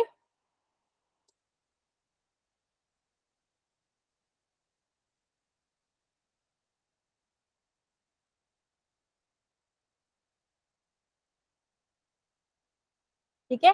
अरमामलाई केव पेंटिंग्स जो कि कहाँ पर है? तमिलनाडु में, ठीक है। ऐसा क्या ये इसलिए जरूरी है कि कभी भी मान लीजिए एक नाम दे दिया अरमामलाई, ठीक है, ये कौन से पीरियड से रिलेटेड पेंटिंग्स यहाँ पर मिलती है, ये क्वेश्चन आया, ठीक है। या ऑप्शन दे दिया कि भाई इस टाइम पीरियड की पेंटिंग्स कहाँ मिलती है, 4 ऑप्शन दे दिया, आप कैसे सोचेंगे आप? इसीलिए आपको ध्यान देना है कि भाई कौन सी पेंटिंग्स कहाँ पर मिलती है और उसमें क्या डिफरेंसेस। बात समझ में आ गई? ठीक है, एक चार्ट बना लीजिए, pre historic, Mesolithic, chalcolithic chart बना लीजिए। वहां पे कौन कौन सी पेंटिंग्स मिलती है उनका नाम लिख लीजिए, वहां पे क्या क्या डिफरेंसेस है या क्या क्या उसके स्पेसिफिकेशन है उसको वहां पर आप नोट कर लीजिए। ऐसे में सारी चीजें आपके पास एक साथ आ जाएंगी। बात समझ में आ गया? फिर अलग अलग नहीं छांटना पड़ेगा आपको, डिफरेंस भी आप बता सकते हैं कि भाई इसमें ये डिफरेंस था, इसमें ये डिफरेंस है, तो एक चार्ट में आप सब कुछ नोट कर सकते हैं, आपके पास एक साथ हो जाएगा सब। बात समझ में आ गई? फिर केव पेंटिंग्स हम लोग देख रहे हैं, अरमामलाई केव पेंटिंग्स ये है तमिलनाडु में, ठीक है। इसमें क्या चीज, ये क्या है? नेचुरल केव्स है, मतलब नेचुरल केव्स खुद पे खुद मिली थी, ठीक है। कन्वर्टेड टू द जेंट एम्बिस ड्यूरिंग 8th सी। हाँ, कुछ मैन मेड थी, हमने देखा ना कि भाई जैसे जैसे मौर्य शुंग आते गए वो डेवलप करते गए धीरे धीरे, ठीक है। कुछ जो है वो केव कार्विंग्स के टाइम पे बनी थी, कुछ जो पेंटिंग्स है वो बाद में बनी थी, ठीक है। तो अरमामलाई जो है वो नेचुरल केव्स है और जैन टेम्पल्स को इन्हें बना दिया गया, केव्स मिली तो उनको जैन टेम्पल के रूप में यूज कर लिया गया, ठीक है। उस टाइम पे तो बहुत पैसे नहीं होते थे कि घर बना सके, धर्मशाला बना सके, तो जो भी नेचर ने प्रोवाइड किया उसको उन्होंने यूटिलाइज कर लिया। बात समझ में आई? फिर जैन रिलीजन की जो स्टोरीज है, जो टेल्स ऑफ अष्टदिक पालकस, ठीक है, डाइटीज प्रोटेक्टिंग 8 कॉर्नर्स, अष्टदिक्पाल्स। बात समझ में आ रही है?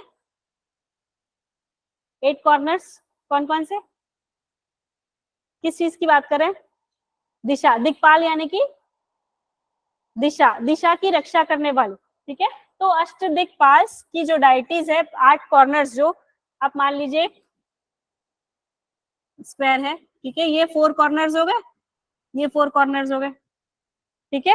तो ये 8 दिशाओं में रक्षा करने वाले डाइटीज का यहाँ पर क्या मिलता है? उल्लेख मिलता है, स्टोरीज यहाँ पर लिखी गई है, बहुत सुंदर पेंटिंग्स यहाँ पर बनाई गई है उनके बारे में। बात समझ में आई? ठीक है, आगे बढ़े, ठीक है। यहाँ पर नॉर्दर्न टेक्निक और साउदर्न टेक्निक, क्योंकि ये केव कहाँ पर है? साउथ में है, सीधे तमिलनाडु चले गए, ठीक है। तो यहाँ पर क्या देखने को मिलता है? यहाँ पर साउथ का भी इम्पैक्ट देखने को मिलता है और नॉर्थ का भी इम्पैक्ट यहाँ पर देखने को मिलता है, ओके।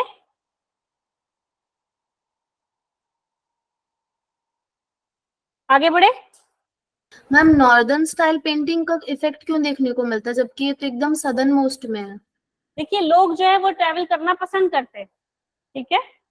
लोग ऊपर से नीचे जाते हैं, नीचे से ऊपर जाते हैं, दाएं से बाएं जाते हैं, बाएं से दाएं सब जगह जाते हैं, ठीक है। अगर लोग ट्रेवल नहीं करते तो हम लोग दूसरी दुनिया के बारे में नहीं जान पाते, ठीक है। तो ऐसे ही कुछ लोग जो है वो सदर्न साउथ पे ट्रेवल करके गए होंगे, ठीक है। हम सिर्फ इमेजिन कर सकते हैं क्योंकि हम लोग वहां पे उनका डिपिक्शन कहीं पर मिलता नहीं है, तो हम लोग इमेजिन कर सकते हैं कि भाई जो नॉर्थ के लोग हैं वो साउथ के होंगे, किसी भी काम से जा सकते हैं, घूमने के उद्देश्य से, एक्सप्लोर करने के उद्देश्य से, या नॉलेज गेन करने के पर्पज से जा सकते हैं साउथ में। तो उन्होंने जब वहां गए होंगे तो लोगों से बातचीत की होगी, और लोगों से बातचीत करके उन्होंने बताया होगा कि हमारे यहाँ ऐसा बनता है, तो लोगों ने सोचा होगा ये भी ट्राई करके देखते हैं। तो उन्होंने सदर्न और नॉर्दर्न दोनों चीजों को मिला करके पेंटिंग्स वहां पर बनाई होगी। ठीक है, सब जगह ऐसा ही होता है कि आपके पास कल्चर में सारी चीजें लगभग कुछ ना कुछ सेम हो जाती है। आप जैसे छत्तीसगढ़ से झारखंड जाएंगे तो कुछ चीज आपको सेम मिलेगी, ठीक है, छत्तीसगढ़ से नीचे जाएंगे तेलंगाना में आपको कुछ चीजें सेम मिलेंगी, क्योंकि लोग जो है वो क्या करते हैं, नॉलेज का ट्रांसफर करते हैं। ठीक है, ट्रांसफर ऑफ नॉलेज होता है आसपास लगे एरिया में। ठीक है, क्लियर हुआ? ओके मैम, हाँ। तो यहाँ पर जैन धर्म की कहानियों को बताया गया, ये इंपॉर्टेंट है। देखिए, हमने ऊपर देखा कि बुद्धिज्म, जैनिज्म, हिंदुइज्म की बात हो रही है, यहाँ पर सिर्फ जैनिज्म की बात हो रही है। ठीक है, क्योंकि एक जैन टेम्पल के रूप में इसको कन्वर्ट कर दिया गया था, जो नेचुरल केव मिली है उसको जैन टेम्पल के फॉर्म में कन्वर्ट कर दिया। ओके, तो नॉर्दर्न और सदर्न टेक्निक्स यहाँ पर शामिल है।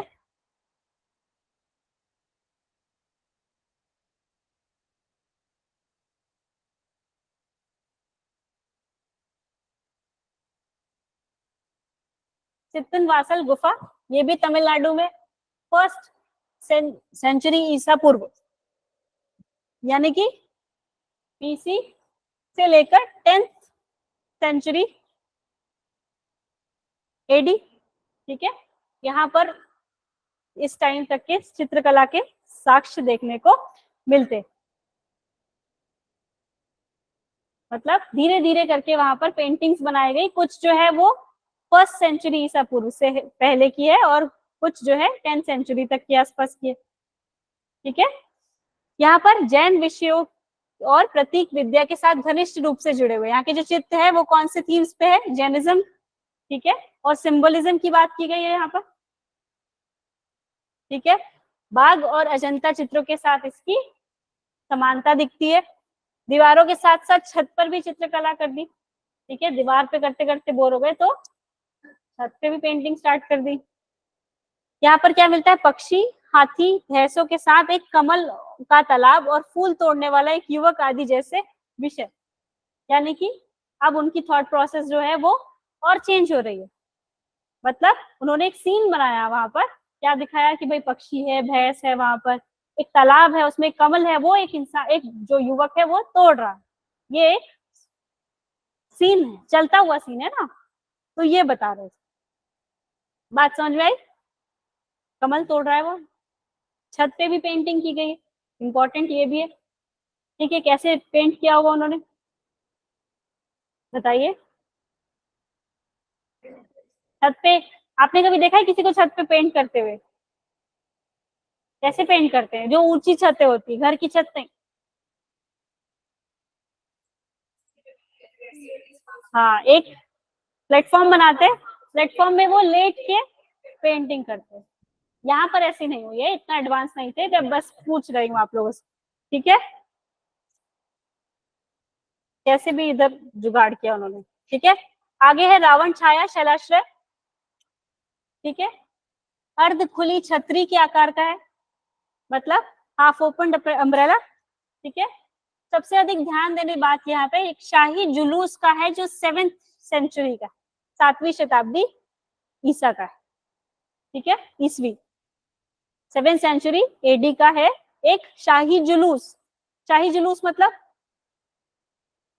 रॉयल। ठीक है, राजा महाराजा की बात हो रही है यहाँ पर, शाही मतलब राजा की बात हो गई, तो एक शाही जुलूस यहाँ पर दिखाई देता है। ठीक है, चोल कालीन चित्रकला के अवशेष भी यहाँ पर दिखते हैं। बात समझ में आई? चोल डायनेस्टी की जो पेंटिंग्स के रिमेन्स है वो भी यहाँ पर दिखाई देते हैं। 5th से 9th सेंचुरी के आसपास की अनुमानित कालावधि है, यानी कि टाइम पीरियड क्या है, 5 to 9 एडी के आसपास की यहाँ पर टाइम पीरियड बना है। ठीक है, टेम्पेरा टेक्निक का यूज किया गया, यानी कि पिगमेंट का यूज किया गया। ठीक है, ये कहाँ पर है, रावण छाया शैलाश्रय कहाँ पर है, उड़ीसा में, ठीक है। अजंता एलोरा कहाँ पर है? बाघ कहाँ पर है? ठीक है। अरमामलाई तमिलनाडु, ठीक है। तो याद रखिएगा कहाँ पर मिलते हैं और क्या मिलते हैं, ठीक है, कौन कौन से एरिया में क्या क्या चीजें हमें देखने को मिल रही है, ठीक है। Sittanavasal cave painting Tamil Nadu, 1st century BC to 10th century CE, intimately connected with Jainism, Jain themes and symbology, ठीक है। प्रतीक का मतलब क्या होता है? सिंबल का मतलब क्या होता है? किसी चीज को हम अगर सिंबल बनाते हैं, ठीक है, मान लीजिए आपका कोई ग्रुप है, आपने कोई सिंबल बना दिया, तो उसका क्या मीनिंग हुआ? सिंबलिज्म का क्या मतलब होता है? क्या प्रेजेंट करना चाहते हैं, वही पूछ रही हूँ। आपके थॉट्स, आपके हाँ, थॉट्स प्रोसेस, थॉट्स दिखाना चाह रहे हैं, ठीक बात है। और बिलीव्स दिखाना चाह रहे हैं, ठीक है। मान लीजिए कोई एक बॉयज का ग्रुप है, उन्होंने स्कल अपना, स्कल स्कल होता है ना जो खोपड़ी कहते हैं इसे, उसको अपना सिंबल रखा हुआ है, तो उनसे क्या दोस्ती करना चाहिए कि दूर जाना चाहिए? बताइए। दूर जाना चाहिए ना, वो सिंबलिज्म है, ठीक है। सिंबल मतलब वो दिखा रहा है कि भाई हमारे हमारे से पंगे नहीं लेना, ठीक है। कोई भी, ये सिंबलिज्म का मतलब बता रही हूँ कि किसी भी सिंबल का आप बहुत सारा मतलब निकाल सकते हैं। अगर आपने किसी चीज का सिंबल देखा, ठीक है, तो उसका आप मीनिंग डिफाइन कर सकते हैं। बात समझ में आई? और कोई सिंबल आपको याद है किसी चीज का, किसी पार्टी का, किसी, हाँ, नाजी का? उन्होंने तो वो सिंबल को मीनिंग दे दिया, अपना मीनिंग दिया कि भाई हम सफाया करने आए, ठीक है। और कोई सिंबल? अशोक, अशोक चक्र, ठीक है। सिंबल इसका क्या है, मतलब सिंबल का मीनिंग क्या है? बात समझ में आई? तो ऐसे ही डिफरेंट डिफरेंट सिंबल्स के डिफरेंट डिफरेंट मीनिंग्स होती है, तो यहाँ पे भी हमको सिंबोलिज्म देखने को मिलता है, ठीक है। जैसे हमने देखा ना कि बुद्धिज्म में बहुत सारे सिंबल्स का यूज किया जाता है डिफरेंट इंसिडेंट्स को पोर्ट्रे करने के लिए। बात समझ में आई? ठीक है। Painting on walls as well as ceilings, themes like a lotus pool with birds, elephants, buffaloes and a young man plucking flowers, ये भी उन्होंने बताया। ये कहाँ पर? सित्तनवासल ये पेंटिंग्स तमिलनाडु। फिर Ravan Chhaya, rock shelter are in a shape of half opened umbrella, आधी खुली छतरी के समान है, ठीक है। Most noticeable painting is that a royal procession that dates back to 7th century AD, मतलब 7th century के टाइम पे शाही जुलूस का वहां पर पोर्ट्रे किया गया, ठीक है। यहाँ पर रिमेन्स ऑफ चोला पेंटिंग्स भी मिलती है देखने को, चोलकालीन चित्रकला, ठीक है, उसके बारे में आगे पढ़ेंगे। Rough timeline around 5th century to 9th century। बात समझ में आई? नहीं? ठीक है, बोर लग रहा है?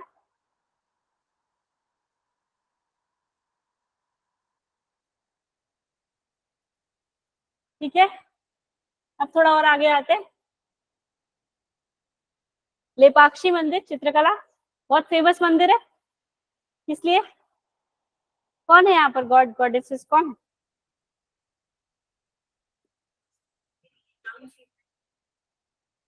कल सर्च करके आना, ठीक है। लेपाक्षी मंदिर चित्रकला आंध्र प्रदेश में 16th century में लेपाक्षी में वीरभद्र मंदिर की दीवारें, वीरभद्र मतलब किसका नाम है?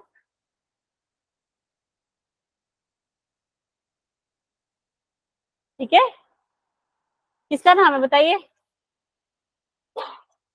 मैम वीरभद्र, शिवा, शिवा हाँ, शिवा का एक और नाम है वीरभद्र, ठीक है। तो यहाँ पर वीरभद्र मंदिर की दीवारों पर देखने को मिलती है विजयनगर काल राजा अच्युत राय के शासन काल के दौरान यहाँ पर पेंटिंग्स बनाई गई, ठीक है। रामायण, महाभारत और विष्णु के अवतार जैसे थीम्स यहाँ पर चूज किए गए। रामायण के, महाभारत के और विष्णु के अवतार, कितने अवतार हैं? कितने? क्या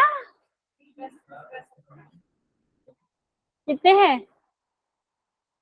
मैम 10 अवतार है, लेकिन अभी तक उन्होंने 9 लिया है।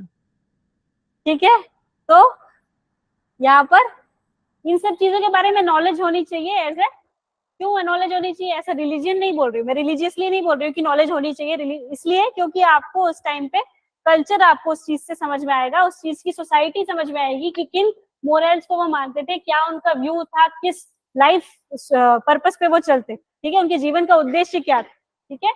तो ये चीजें वहां पर देखने को मिलती है। गुणवत्ता में गिरावट आ गई, प्राथमिक रंगों की पूर्ण अनुपस्थिति को दर्शाता है, यानी कि चीजें तो इंक्लाइन होनी चाहिए थी, डिक्लाइन कैसे हो गई बताइए?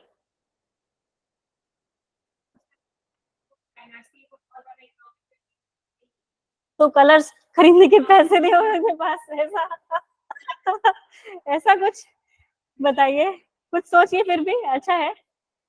उनके पास वाइड रेंज ऑफ कलर्स आ गए होंगे, इसीलिए उन्होंने अपनी प्रायोरिटी शिफ्ट कर दी होगी दूसरे कलर्स की तरफ, ज्यादा रुझान होगा, वो अच्छे लगते होंगे। ये भी हो सकता है, उनका पर्सपेक्ट भी चेंज हो गया, वो हो सकता है, ठीक है, उनको डार्क कलर्स नहीं, ये भी बात है कि भाई डार्क कलर्स से बोर हो गए होंगे, ये भी पॉइंट है। हो सकता है कि कलर्स की अवेलेबिलिटी ना हो, ये भी पॉइंट है, ठीक है। बट इंपॉर्टेंट चीज क्या है कि उनकी क्वालिटी में डिक्लाइन आना स्टार्ट हो गया, ठीक है, जो उनका जो पेंटिंग की क्वालिटी थी वो डिक्लाइन यहाँ पर दिखता है। और जो बेसिक कलर्स है, प्राइमरी कलर्स किसको कहते हैं? ग्रीन, ये सारे क्या है? प्राइमरी कलर्स है, इन सब की अब्सेंट है वहां पे, यह सारे कलर्स यहाँ पर अब्सेंट है, ठीक है। चित्रों की बाह्य रेखा काले रंग से बनाई गई है, हम अभी भी बनाते हैं, ब्लैक आउटलाइन करते हैं, कोई भी चीज बनाते हैं, रंगोली बनाते हैं तो उसको भी ब्लैक आउटलाइन करते हैं, तो यहाँ पर वो ब्लैक आउटलाइन यहाँ पर दिखाई देती है, ठीक है। ये बात समझ में आई? आगे बढ़े। आप लोग ये सारी जो जगह देख रहे हैं, कभी आसपास जाना हो तो नोटिस कीजिएगा, ठीक है, विटनेस कीजिएगा हिस्ट्री। जोगीमारा गुफा कहाँ पर है? ये छत्तीसगढ़ में। कोई गया है? कोई नहीं गया? ठीक है। ये पूर्व बौद्ध गुफाएं हैं, लगभग 1000 से 300 ईसा पूर्व की है, मतलब बीसी, ईसा पूर्व यानी कि बीसी, बिफोर क्राइस्ट, ठीक है। यहाँ पर ब्राह्मी लिपि का उपयोग किया गया है। लिपि, लिपि क्या होती है? स्क्रिप्ट होती है, इससे क्या होता है? स्क्रिप्ट से क्या लिखी जाती है? लैंग्वेज लिखी जाती है, ठीक है। तो कौन कौन सी लिपि चलती थी उस टाइम पे? और पाली, ठीक है। तो ये ब्राह्मी राइट टू लेफ्ट लिखी जाती थी कि लेफ्ट टू राइट लिखी जाती थी? पक्का? 100% श्योर ना? ठीक है। तो ब्राह्मी लिपि का प्रयोग यहाँ पर किया गया था। नृत्य करने वाले कपल दिखाता है यहाँ पर, हाथी और मछली जैसे भी चीजें यहाँ पर दिखाई देती है। मछली भी बनाई गई, मछली तो पानी में रहती है, तो भी उनको ड्रॉ किया गया, ठीक है। सफेद आधार का प्लास्टर पीले और काले आदि रंगों से लाल रेखा चित्र बनाया गया, यानी कि उसको बैकग्राउंड क्या किया गया? व्हाइट दिया गया, ठीक है। फिर सीता बेंगा का शैलाश्रय निकट में ही है, यहाँ पर भी पेंटिंग्स देखने को मिलती है, ठीक है। तो जोगीमारा केव्स कहाँ पर है? छत्तीसगढ़ में। यहाँ पर कब की पिक्चर्स देखने को मिलती है, पेंटिंग्स? ईसा के पहले की, ठीक है। पूर्व बौद्ध गुफाएं, यानी कि बौद्ध बुद्धिज्म से पहले की गुफाएं, ठीक है, जब बुद्धिज्म नहीं था उससे पहले की गुफाएं,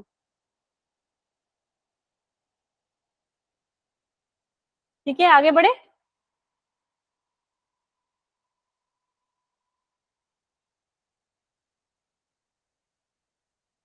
ठीक है, Lepakshi temple, Virabhadra temple walls at Lepakshi in 16th century की बात कर रहा है, ठीक है, Vijayanagar period during time of king Achyuta Raya. Themes like Ramayana, Mahabharata and incarnations of Vishnu, ठीक है, depicts in decline of quality, complete absence of primary colors, outlined with black colors, ठीक है। ये चीजें देखने को मिलती है वहां पर। Jogimara caves, pre Buddha caves, dated around 1000 to 300 BC, use of Brahmi script, ठीक है। Themes like dancing couples, animals, elephant and fish etc. यहाँ पर देखने को मिलती है। White base plaster, red outline with colors like yellow and black, ठीक है। ये सारी चीजें यहाँ पर हम देख सकते हैं।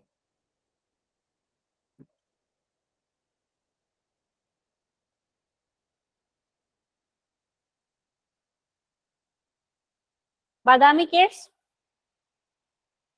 One of the earliest surviving Hindu paintings, ठीक है, बादामी गुफा कर्नाटका में है ये, ठीक है, one of the old earliest surviving Hindu paintings, 6 to 7 century CE, famous for graceful and compassionate looks, मतलब ग्रेसफुल, कंपैशनेट मतलब ग्रेसफुल किसको कहते हैं,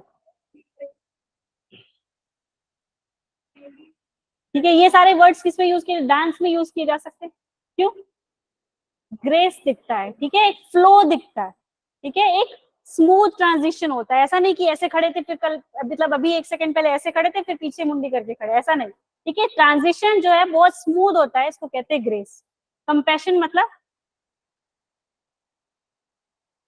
करुणा का भाव जो होता है ना, जो दया का भाव होता है, जो माँ अपने बच्चे को देखती है, जब वो किस किस तरह से देखती है, कंपैशनेटली देखती, ठीक है, वो करुणा का भाव यहाँ पर देखने को पेंटिंग्स में मिलता है। आप पेंटिंग्स को देख के समझ सकते हैं, अरे वाह कितनी ग्रेसफुल है, ठीक है, तो जो उनके एक्शंस है यहाँ पर ग्रेसफुल और कंपैशनेट लुक्स यहाँ पर देखने को मिलता है, मतलब एक्सप्रेशन पे यहाँ पर काम हो रहा है, ठीक है, जो पेंटिंग्स के 6 पार्ट्स है उसमें से एक पार्ट में यहाँ पर उन्होंने अचीव किया कुछ, ठीक है, कंपैशनेट किसी पेंटिंग को बनाना बहुत मुश्किल की बात है ना। केव नंबर 3 में 4 आर्म्ड ब्रह्मा ऑन हिज स्वान, यहाँ पर ब्रह्मा दिखाई देते हैं केव नंबर 4 में, जिनके 4 हाथ, किस पे बैठे हैं, स्वान, ठीक है, UNESCO designated world heritage site है, कौन सी, बादामी केव्स, इसीलिए और इम्पोर्टेंट हो जाती है, ठीक है, आगे बढ़े।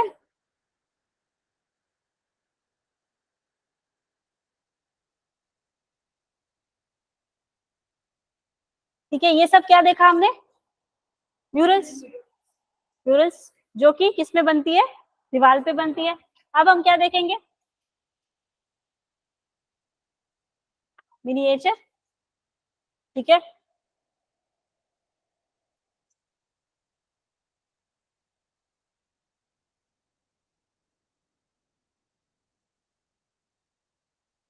ठीक है, miniature paintings, name derived from the word minimum means red lead paint, बात समझ में आ रही है, रेड लेड पेंट क्या चीज, क्या होती है रेड लेड पेंट,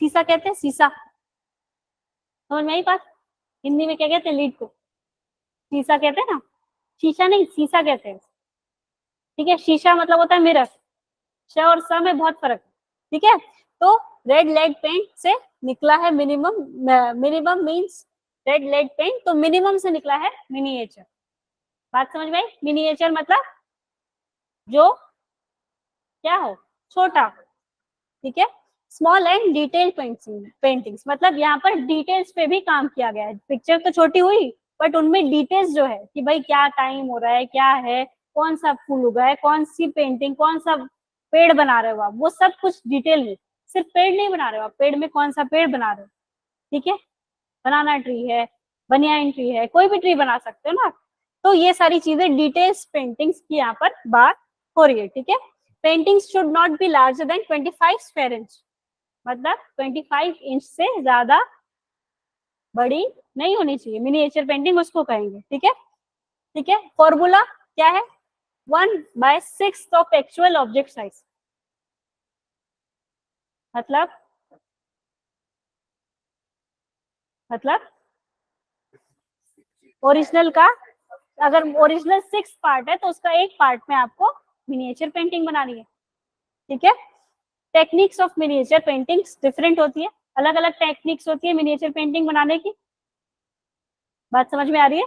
अभी तक हमने क्या देखा, म्यूरल पेंटिंग्स, इसमें साइज का कोई इशू नहीं था, साइज बहुत बड़ी हो सकती थी, अभी हमको एक साइज मिला है कि भाई 25 इंच से जो छोटी होगी वो क्या होगी, मिनिएचर पेंटिंग होगी, और मिनिएचर जो है वो मिनिमम शब्द से निकला है, जिसका मतलब क्या होता है, रेड लेड पेंट, ठीक है, बात समझ में आई।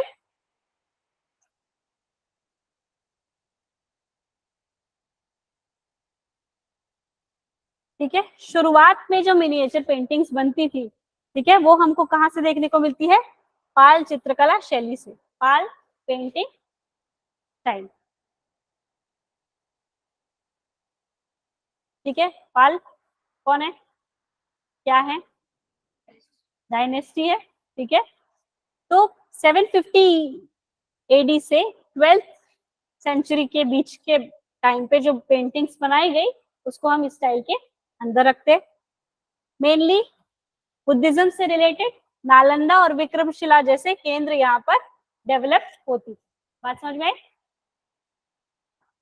ताड़ के पत्तों का उपयोग होता था, किसके लिए यूज होते? ताड़ ट्री देखा, ताड़ का ट्री कैसा होता है, किसके जैसा दिखता है, किसके जैसा रिजेंबल करता है? कौन बोल रहा है? हाँ हाँ, नारियल के पेड़ के जैसा होता है। आजकल ज्यादातर शो में नहीं लगाते, शो के लिए जो गार्डन वार्डन में नहीं लगते बड़े बड़े पेड़, उसकी स्किन निकलती रहती है, देखिएगा अगली बार कभी भी गार्डन जाएंगे ना तो पेड़ की स्किन निकलती रहती है। उसी स्किन को थोड़ा सा प्यूरिफाई करके कुछ करके फिर उस पर पेंटिंग्स बनाई जाती थी। ज्यादातर स्क्रिप्चर्स भी उसी में लिखे जाते थे, है ना, स्क्रिप्ट जो लिखी जाती थी वो उसी में लिखी जाती थी, जितने भी लेख लिखे जाते थे। ठीक है, तो ताड़ के पत्तों का उपयोग इसमें किया जाता है। ठीक है, एक और होता है भोजपत्र, वो क्या होता है? पत्ता तो होता ही है, पर ट्री ट्री पूछ रही हूँ उसका। ठीक है, अच्छा, ज्यादातर ये वज्रयान संप्रदाय से रिलेटेड है। वज्रयान कम्युनिटी किसमें होती है, कौन कौन सी कम्युनिटी होती है? ठीक है, तो कौन कौन से क्या क्या इसके स्पेसिफिकेशन है?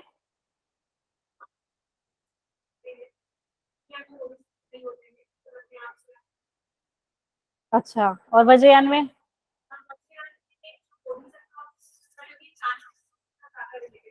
अच्छा, ठीक है, एक पे बुद्ध को भगवान के जैसे मानते हैं, कौन? महायान में मानते, हीनयान में नहीं मानते, पक्का? कंफ्यूज तो नहीं हुआ ना? ठीक है, तो ये सारे तीन देखिए, बुद्धिज्म आया, उसके बाद वो 3 डिफरेंट कम्युनिटीज में बट गया। ठीक है, हर कम्युनिटी की अलग स्पेसिफिकेशन है, महायान, हीनयान और वज्रयान, ये 3 अलग अलग कम्युनिटीज है। ठीक है, बात समझ में आई? बुद्धिज्म एक अम्ब्रेला टर्म है, उसके अंदर 3 अलग अलग टर्म है, महायान, हीनयान और वज्रयान। ठीक है, तो यहाँ पर वज्रयान से रिलेटेड चीजें पेंटिंग्स देखने को मिलती है। अष्ट सहस्त्रिका प्रज्ञा पारमिता, यहाँ पर इसकी बात होती है, ज्ञान की पूर्णता।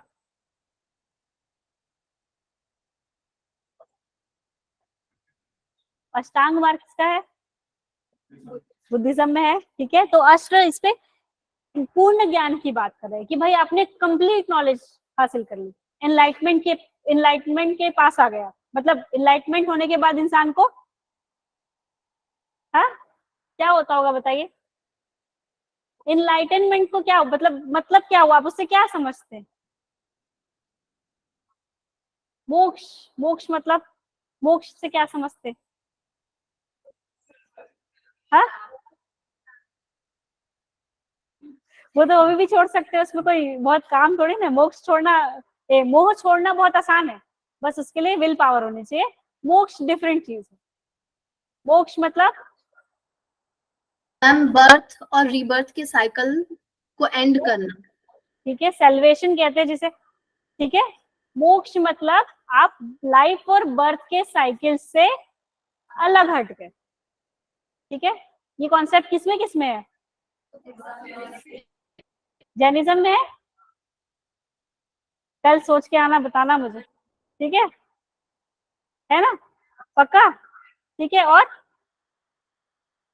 और किसमें है? लाइफ एंड बर्थ का कॉन्सेप्ट किसका है भाई, कि पुनर्जन्म होता है या वापस से इंसान? हिंदुइज्म बेसिक यहीं से आया। ठीक है, बाकी उसके बाद फिर सबने अडॉप्ट किया। तो सेल्वेशन, यहाँ पर ज्ञान, अपन एनलाइटमेंट में चले गए, यहाँ पर अष्ट सहस्त्र का प्रज्ञा पारमिता यानी कि ज्ञान की पूर्णता, एक ऐसा स्टेज जहां पर नॉलेज सफिशिएंट हो गई आपके पास, उसके उसके अलावा और नॉलेज आपके पास चाह के भी नहीं जा सकती। पूर्णता, एक पूर्ण की स्थिति, ठीक है, कंप्लीशन की स्थिति, उसके बाद आप चाह के भी नहीं कर सकते। जैसे एक बार पेट भर खाना खाने के बाद क्या आपको आपको दुनिया की फेवरेट आपकी पसंदीदा चीज भी ला के रख दे तो आप नहीं खा सकोगे, ठीक है। आपने मस्त पेट भर खाना खाया, उसके बाद मम्मी ने कहा चल आइसक्रीम खा ले, तो खा पाओगे? बोलोगे थोड़ी देर बाद खाती हूँ, नहीं खा सकते ना। तो वो एक कंप्लीशन की स्थिति है। वैसे ही यहाँ पर नॉलेज की कंप्लीशन की बात समझ में आई? है ना। तो सबसे ज्यादा सेटिस्फाइड इंसान खाना खाकर ही होता है ना। नींद से उठोगे तो ऐसा नहीं लगेगा कि अरे नींद पूरी हुई, हमेशा नींद ऐसे लगेगी थोड़ा और सो जाते, थोड़ा सा 5 मिनट और 10 मिनट और, ये नींद कभी पूरी नहीं होती। लेकिन एक बार पेट भरने के बाद अब कितना भी अच्छी चीज आ जाए आप नहीं खा सकते, ठीक है। सेटिस्फेक्शन सिर्फ एक ही चीज से मिलता है ना। पेट भर खाना खा लिया, उसके बाद खीर भी ला दे कोई तो नहीं खा सकते, है ना। तो वैसे ही यहाँ पर एक पूर्णता की स्थिति किसकी? नॉलेज की। बात समझ में आई?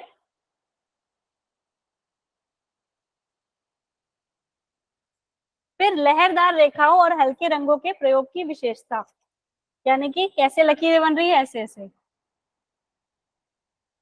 ठीक है, ऐसे लाइंस बन रही है। ये हो गई पाल चित्रकला शैली।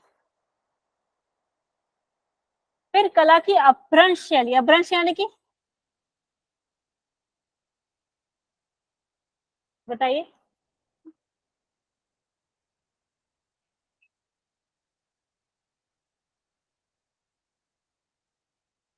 ठीक है, पहले देखते हैं Pala school of painting 750 CE से मिड 12th सेंचुरी तक, ठीक है, related to Buddhism centres like Nalanda and Vikramshila. यहाँ पर ज्यादातर देखने को मिलती है use of palm leaves. Palm tree पता है? पाम ट्री उसी को कहते हैं ताड़, समझ गए? पाम ट्रीज जो होते हैं वही ताड़ होते हैं। Mostly belong to the Vajrayana school, Vajrayana school of Buddhism, ठीक है।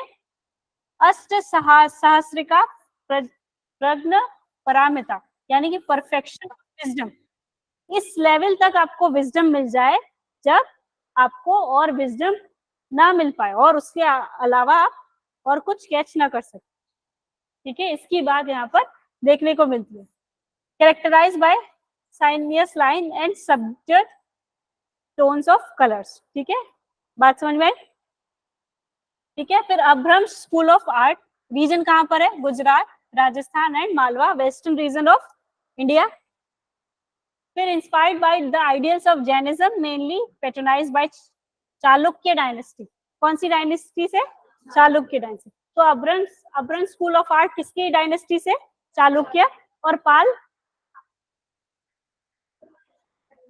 क्या रीजन? जहां जहां पर पाल थे, विक्रमशिला लिखा है यहाँ पर, ठीक है, विक्रमशिला, नालंदा, बुद्धिज्म सेंटर्स जहां जहां पर देखने को मिलते। बात समझ में आई? ठीक है। अभ्रम स्कूल ऑफ आर्ट समझ में आ गया क्या है? चालुक्य डायनेस्टी से पेट्रोनाइज था, ठीक है। जब पहले शुरुआत हुई पेंटिंग की अभ्रम स्कूल में तो पाम लीव्स यूज करते थे, फिर बाद में वो पेपर यूज करने लग गए, ठीक है। यहाँ पर रिड्यूस्ड डायमेंशन म्यूरल्स बनाया गया, मतलब छोटे म्यूरल्स बनाए गए, मतलब म्यूरल्स का डायमेंशन जो है वो छोटा किया गया। बात समझ में आई? फिर कल्पसूत्र और कल्काचार्य कथा आर पॉपुलर। यहाँ पर क्या बताया गया? कल्पसूत्र की बात की गई पेंटिंग्स में, कल्काचार्य कथा इसमें बताई गई। क्लियर हुआ? जो सब्जेक्ट्स क्या थे? ये थे, ठीक है।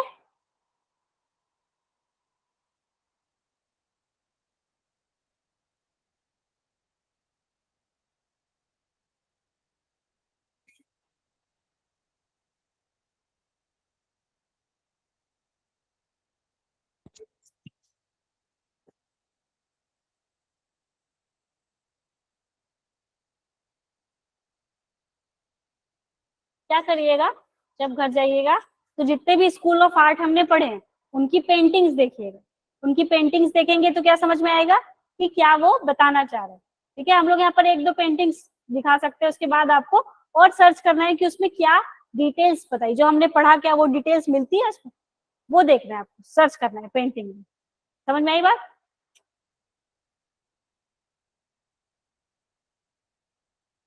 ठीक है। कला की अभ्रंश शैली, लघु कला के एक क्षेत्र में गुजरात, राजस्थान और मालवा शामिल है। जैन धर्म के आदर्शों से प्रेरित है। ठीक है, जैनिज्म के आइडियल्स से प्रेरित है। मुख्य रूप से चालुक्य वंश के द्वारा संरक्षित है, पेट्रोनाइज्ड है।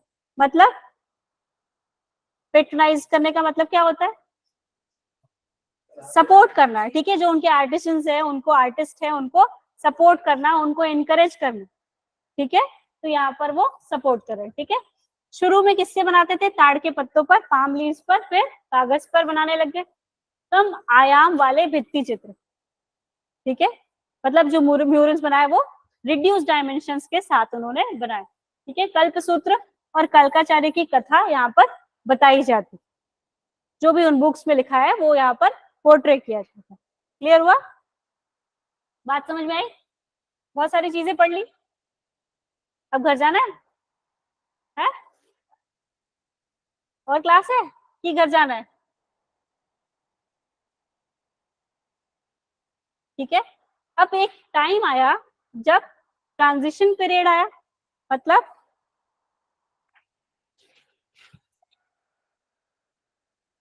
सही में घर जा रहे हैं क्या?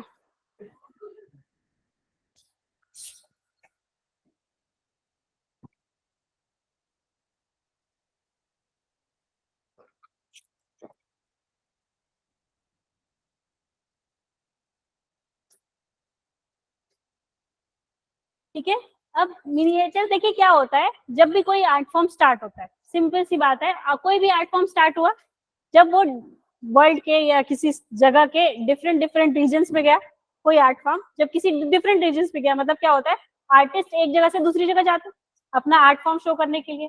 जब वो दूसरी जगह जाते हैं तो उस जगह के कल्चर का, उस जगह की सोसाइटी का उनकी आर्ट पर भी इफेक्ट पड़ता है। क्लियर हुई बात? तो जब भी कोई आर्ट फॉर्म ऐसे किसी मतलब मिलता है किसी और कल्चर से, किसी और सोसाइटी से इम्पैक्ट होता है, तो उसको हम उसका क्या कहते हैं?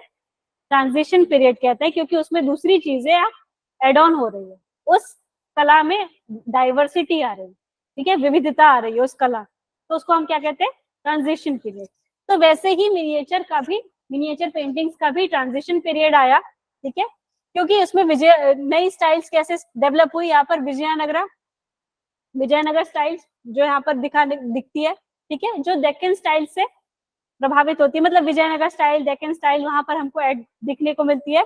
उसके साथ साथ इस्लामिक इन्वेजन जो होते हैं, राइज ऑफ कल्चरल सिंथेसिस, मतलब दूसरे कल्चर का भी उसमें हमको इम्पैक्ट देखने को मिलता है, क्योंकि आसपास की चीजें जो हो रही है उसी को देखकर आर्टिस्ट इंस्पायर होगा, इंस्पिरेशन वहीं से लेगा, जो चीजें आसपास इन्वायरमेंट में हो रही है, चाहे वो इस्लामिक इन्वेजन हो या कोई भी युद्ध हो, कोई भी वॉर हो, कोई भी स्ट्रेटेजी हो, या जो कुछ भी हो, वो सब चीजें इम्पैक्ट करती है किसी भी आर्टिस्ट के माइंडसेट को। तो यहाँ पर एक ट्रांजिशन पीरियड था जिसमें इस्लामिक इन्वेजन के कारण वो भी चीजें आप उसमें देख पा रहे हो, उस आर्ट में उसकी भी झलक आपको देखने को मिल रही है।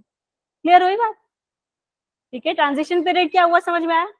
जब एक आर्ट फॉर्म को दूसरे कल्चर से भी इम्पैक्ट पड़ता है, तो वो हो गया ट्रांजिशन पीरियड। और वैसे ही ट्रांजिशन यहाँ पर देखने को मिला जब मिनिएचर पेंटिंग्स में इस्लामिक आर्ट भी हमको देखने को मिलता है। ठीक है, उसमें इस्लामिक इम्पैक्ट हमको देखने को मिलता है। क्लियर हो गई बात? ठीक है, आगे बढ़े।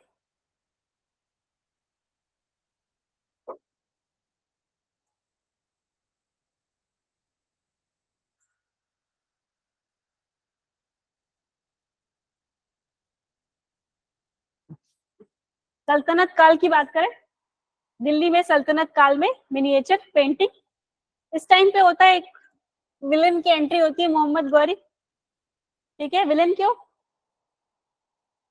हीरो है कि विलन है ये बताइए, पक्का? क्यों है, जब पता ही नहीं है आपको? विलेन क्यों कह रहे हैं आप, जब आप जानते हो इसके बारे में? जानते हैं? हाँ, ठीक है। और क्या करता था? हाँ, आक्रमण तो करता ही था, इसीलिए तो उसे विलन कह रहे हैं। और क्या करता था?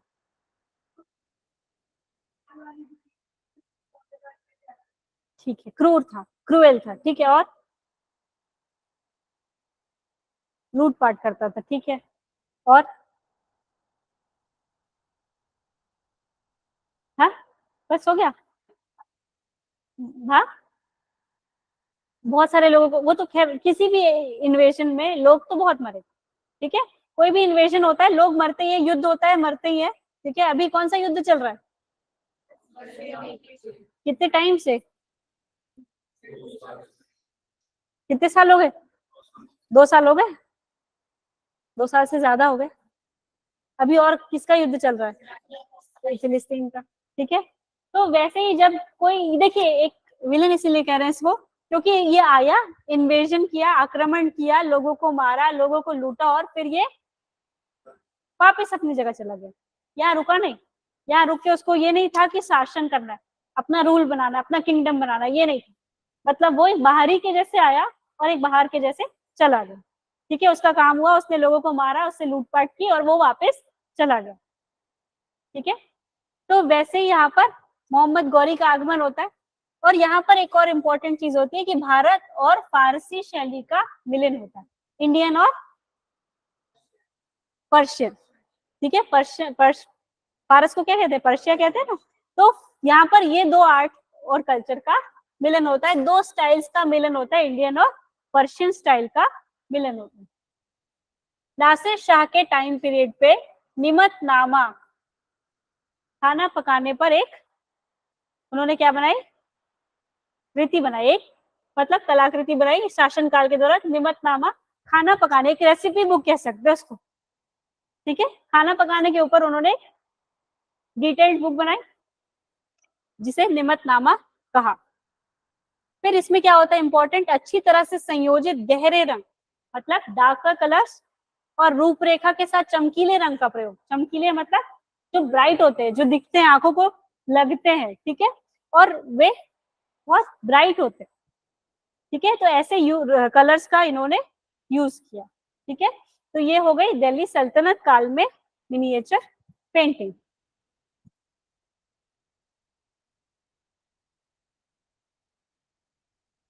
Advent of Mohammad Ghori, fusion of Indian and Persian style, यहाँ पर पर्शिया की स्टाइल, पर्शियन स्टाइल में क्या कुछ खास देखने को मिलता है, पर्शियन कुछ नहीं, कोई आर्किटेक्चर, कोई कुछ याद हो या कहीं देखा हो, कोई मूवी में, कोई बुक में, नहीं, ठीक है। तो पर्शियन पेंटिंग कैसी होती है वो देखिएगा, ठीक है। तो fusion of Indian and Persian style, Nimatnama a book on cookery, खाना पकाने पर एक बुक लिखी गई, during the reign of Nasir Shah, bright colours with well defined dark outline, faces have sharp and pointed, मतलब नुकीले चेहरे बनाए गए, ठीक है, मतलब हर तरह से नुकीले चेहरे बनाए गए, डार्क कलर्स का यूज किया गया, चमकीले कलर्स का यूज किया गया ताकि वो अलग से दिखे। एक बुक बनाई गई, क्या नाम से, निमतनामा, किस पर बेस्ड थी, कुकरी पे, ठीक है। बात समझ में आई, बस आज के लिए इतना ही, कि और नहीं बोर हो गए, ठीक है। तो आज हमने जो जो स्टाइल्स पढ़ी है, ठीक है, पैक मत करने लग जाइए, स्कूल के बच्चे नहीं है आप लोग, ठीक है। तो मेरा कहने का मतलब ये है, आप जितनी भी स्टाइल्स देखी उनकी क्या करेंगे, आप पिक्चर्स निकालेंगे, सर्च करेंगे, और उसमें देखेंगे कि जो हमने पढ़ा है वो उसमें दिख रहा है, ठीक है। एक चार्ट बनाएंगे, pre historic period, Mesolithic period और कैलकोलिथिक पीरियड, उन सभी की जगह लिखेंगे, टाइम पीरियड लिखेंगे, ठीक है, उसमें जो जो स्पेसिफिकेशन है वो लिखेंगे, और जो जो जगह आपको और लिखी, मतलब आपको मिलेगी उसको भी आप उसमें नोट करेंगे, और उसमें क्या पेंटिंग्स में क्या खास बात वो आप नोट करेंगे। ऐसे में जब भी आपको रिविजन करना होगा तो आपको सिर्फ एक चार्ट देखने की जरूरत पड़ेगी, और ये काम अभी कर लेंगे, एग्जाम के पहले कोई नोट्स नहीं बनता है, ठीक है। तो नोट्स कब बनता है, जब आप वो चीज पढ़ रहे हो, ठीक है। एग्जाम के पहले सिर्फ रिविजन होता है, तो उसको आपको अभी चार्ट बना लेना है, कल पे नहीं छोड़ना, ठीक है। बात समझ में आई, तो आज के लिए इतना काफी है, समझ में आ गई। अब घर जाते समय देखिएगा कहाँ कहाँ पर म्यूरल्स है, कहाँ कहाँ पर मिनिएचर बने, ठीक है, ठीक है, नेक्स्ट क्लास में मिलेंगे, थैंक यू मैम। ठीक है, थैंक यू।